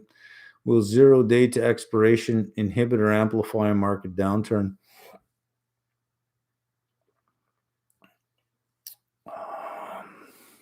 Could amplify it, because if you get a lot of if you get the market lining up all on one side, the dealer has to be all on the other side. It could amplify it intraday. But if that started to happen, the dealer would start to widen the spreads to reduce the demand that's going on. What happens if we don't increase the debt ceiling? Well, then technical default at first. But then some decisions would have to be made about who gets paid and who doesn't get paid. You'd have to see that fall out. But I think if you watch the Druckenmiller interview, I think he was right on a particular point. Is you have these entitlements that are going to be a problem, and you can either deal with it now, as he said, deal with it now, where you reduce the entitlements by something, or you deal with it later where you reduce entitlements by a hell of a lot. But he's also right in the sense that given the type of politicians we have these days, nothing will be done about it until it has to be done when it's worse. So we do have politicians, and we do sort of have, because of them, engineered crises. The debt ceiling is an engineered crisis. This entitlement wall that's going to be hit at some point in the future will be completely engineered as well, because you can see it. This is one of those things that are forecastable. You can see it, but you need political courage to get it done. By political courage, we mean that you have to be more concerned about the state of the country, not the state of your job security. Doesn't happen. So you're not going to get the right thing done until there is no room to do anything other than react. And then it'll be a bunch of finger pointing and blaming, and it's them that did it. No, it's them that did it. And they will try, I think, their best to print as much money before they have to hit any kind of realization. But he is right on that. There is a problem with entitlements coming up when you have entitlements that were built in an environment where the average lifespan was 72 years. You retired at 65, you got paid for 7 years on average, and you were done. Whereas now it's significantly longer than that. And the policy or the program is still based on assumptions of lifespans from 50 years ago, that it isn't set up for longer lives today, that there is going to be a problem, and especially with higher interest rates. And if you allow inflation to go to 3%, most of these entitlement payments are indexed to that inflation rate, which means you are asking for higher payouts in the future. So when he says that it's going to be, if you see me shifting a lot, it's because I've been sitting in this chair for 3 hours. It is starting to become uncomfortable now. It is going to start to be a higher and higher proportion of the tax revenue that's brought in. So either taxes are going to have to go much, much higher, which tends to kill investment in innovation, or entitlements are going to have to be cut drastically, or you can do something today. They won't do something today. It will be a problem in the future. I'm going to end soon because I'm getting uncomfortable in sitting in this chair here. Let's see. I'll answer a couple more. Do you use synthetics for high dividend U.S. equities? Yep. Yes, I do. Broad question. Over the past decades, real estate appreciation has been well above historical appreciation. Yep. Mean reversal eventually, or a new normal? Until the structural shortage disappears, I would say that housing prices will probably hold this level for some time. I don't know about further appreciations, if you're going to get the same kind of appreciation in the next 10 years that you got in the last 10 years, though. Is the inflation target something created because of the culture of debt and the requirement for government debt to inflate? It's a part of it, I would say, has something to do with the idea of inflating away debt. It is in essence a tax on the citizens to promote inflation. For example, BOJ doesn't have a target because the citizens don't use debt. But the government uses debt. The government uses a lot of debt.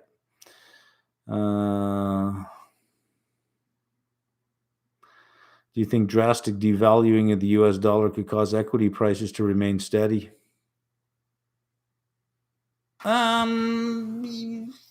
Yeah, you could get that. If you think that a company is worth $100 billion and the value of the dollar drops, in other currency terms, if you expect the market value of that company to stay constant in other currency terms, then it would have to increase in US dollar terms. Then yeah, it could do that. Let's see.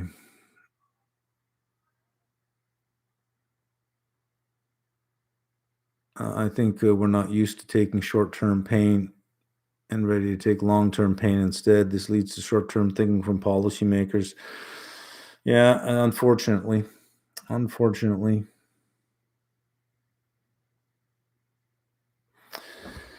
Well, that'll be it. It is 9:15. I'm sitting in, I don't know if you could see this chair. It's a thin chair that it has a hard back and a hard bottom because it's comfortable to sit in, but it's comfortable like this if I'm leaning back, but then I can't read the can't read the comments, so I have to keep sitting up. I will try to get a better chair to sit in or a different screen to look at. So there we are. This is done. We'll try this again probably in about 3 weeks, 4 weeks. We'll do another one. We're getting into the season for the August exam in terms of the seminars that we run. I am running a particular level 3 seminar from the end of May to June. So I don't know how many live sessions I'll get done in the next couple of months because I got a lot of live CFA sessions to do, but we'll try to fit one of these live sessions in at least once a month. Okay, 9:16. That was 3 hours and 17 minutes. That's about the length of time that I have for these sessions before I get too uncomfortable. It's garbage night tonight. I'm just looking at the note that I left myself on the computer to remind myself to throw my garbage out front. Okay, that'll do it. I will click end stream in a couple of minutes and see how the market is doing. Ciao.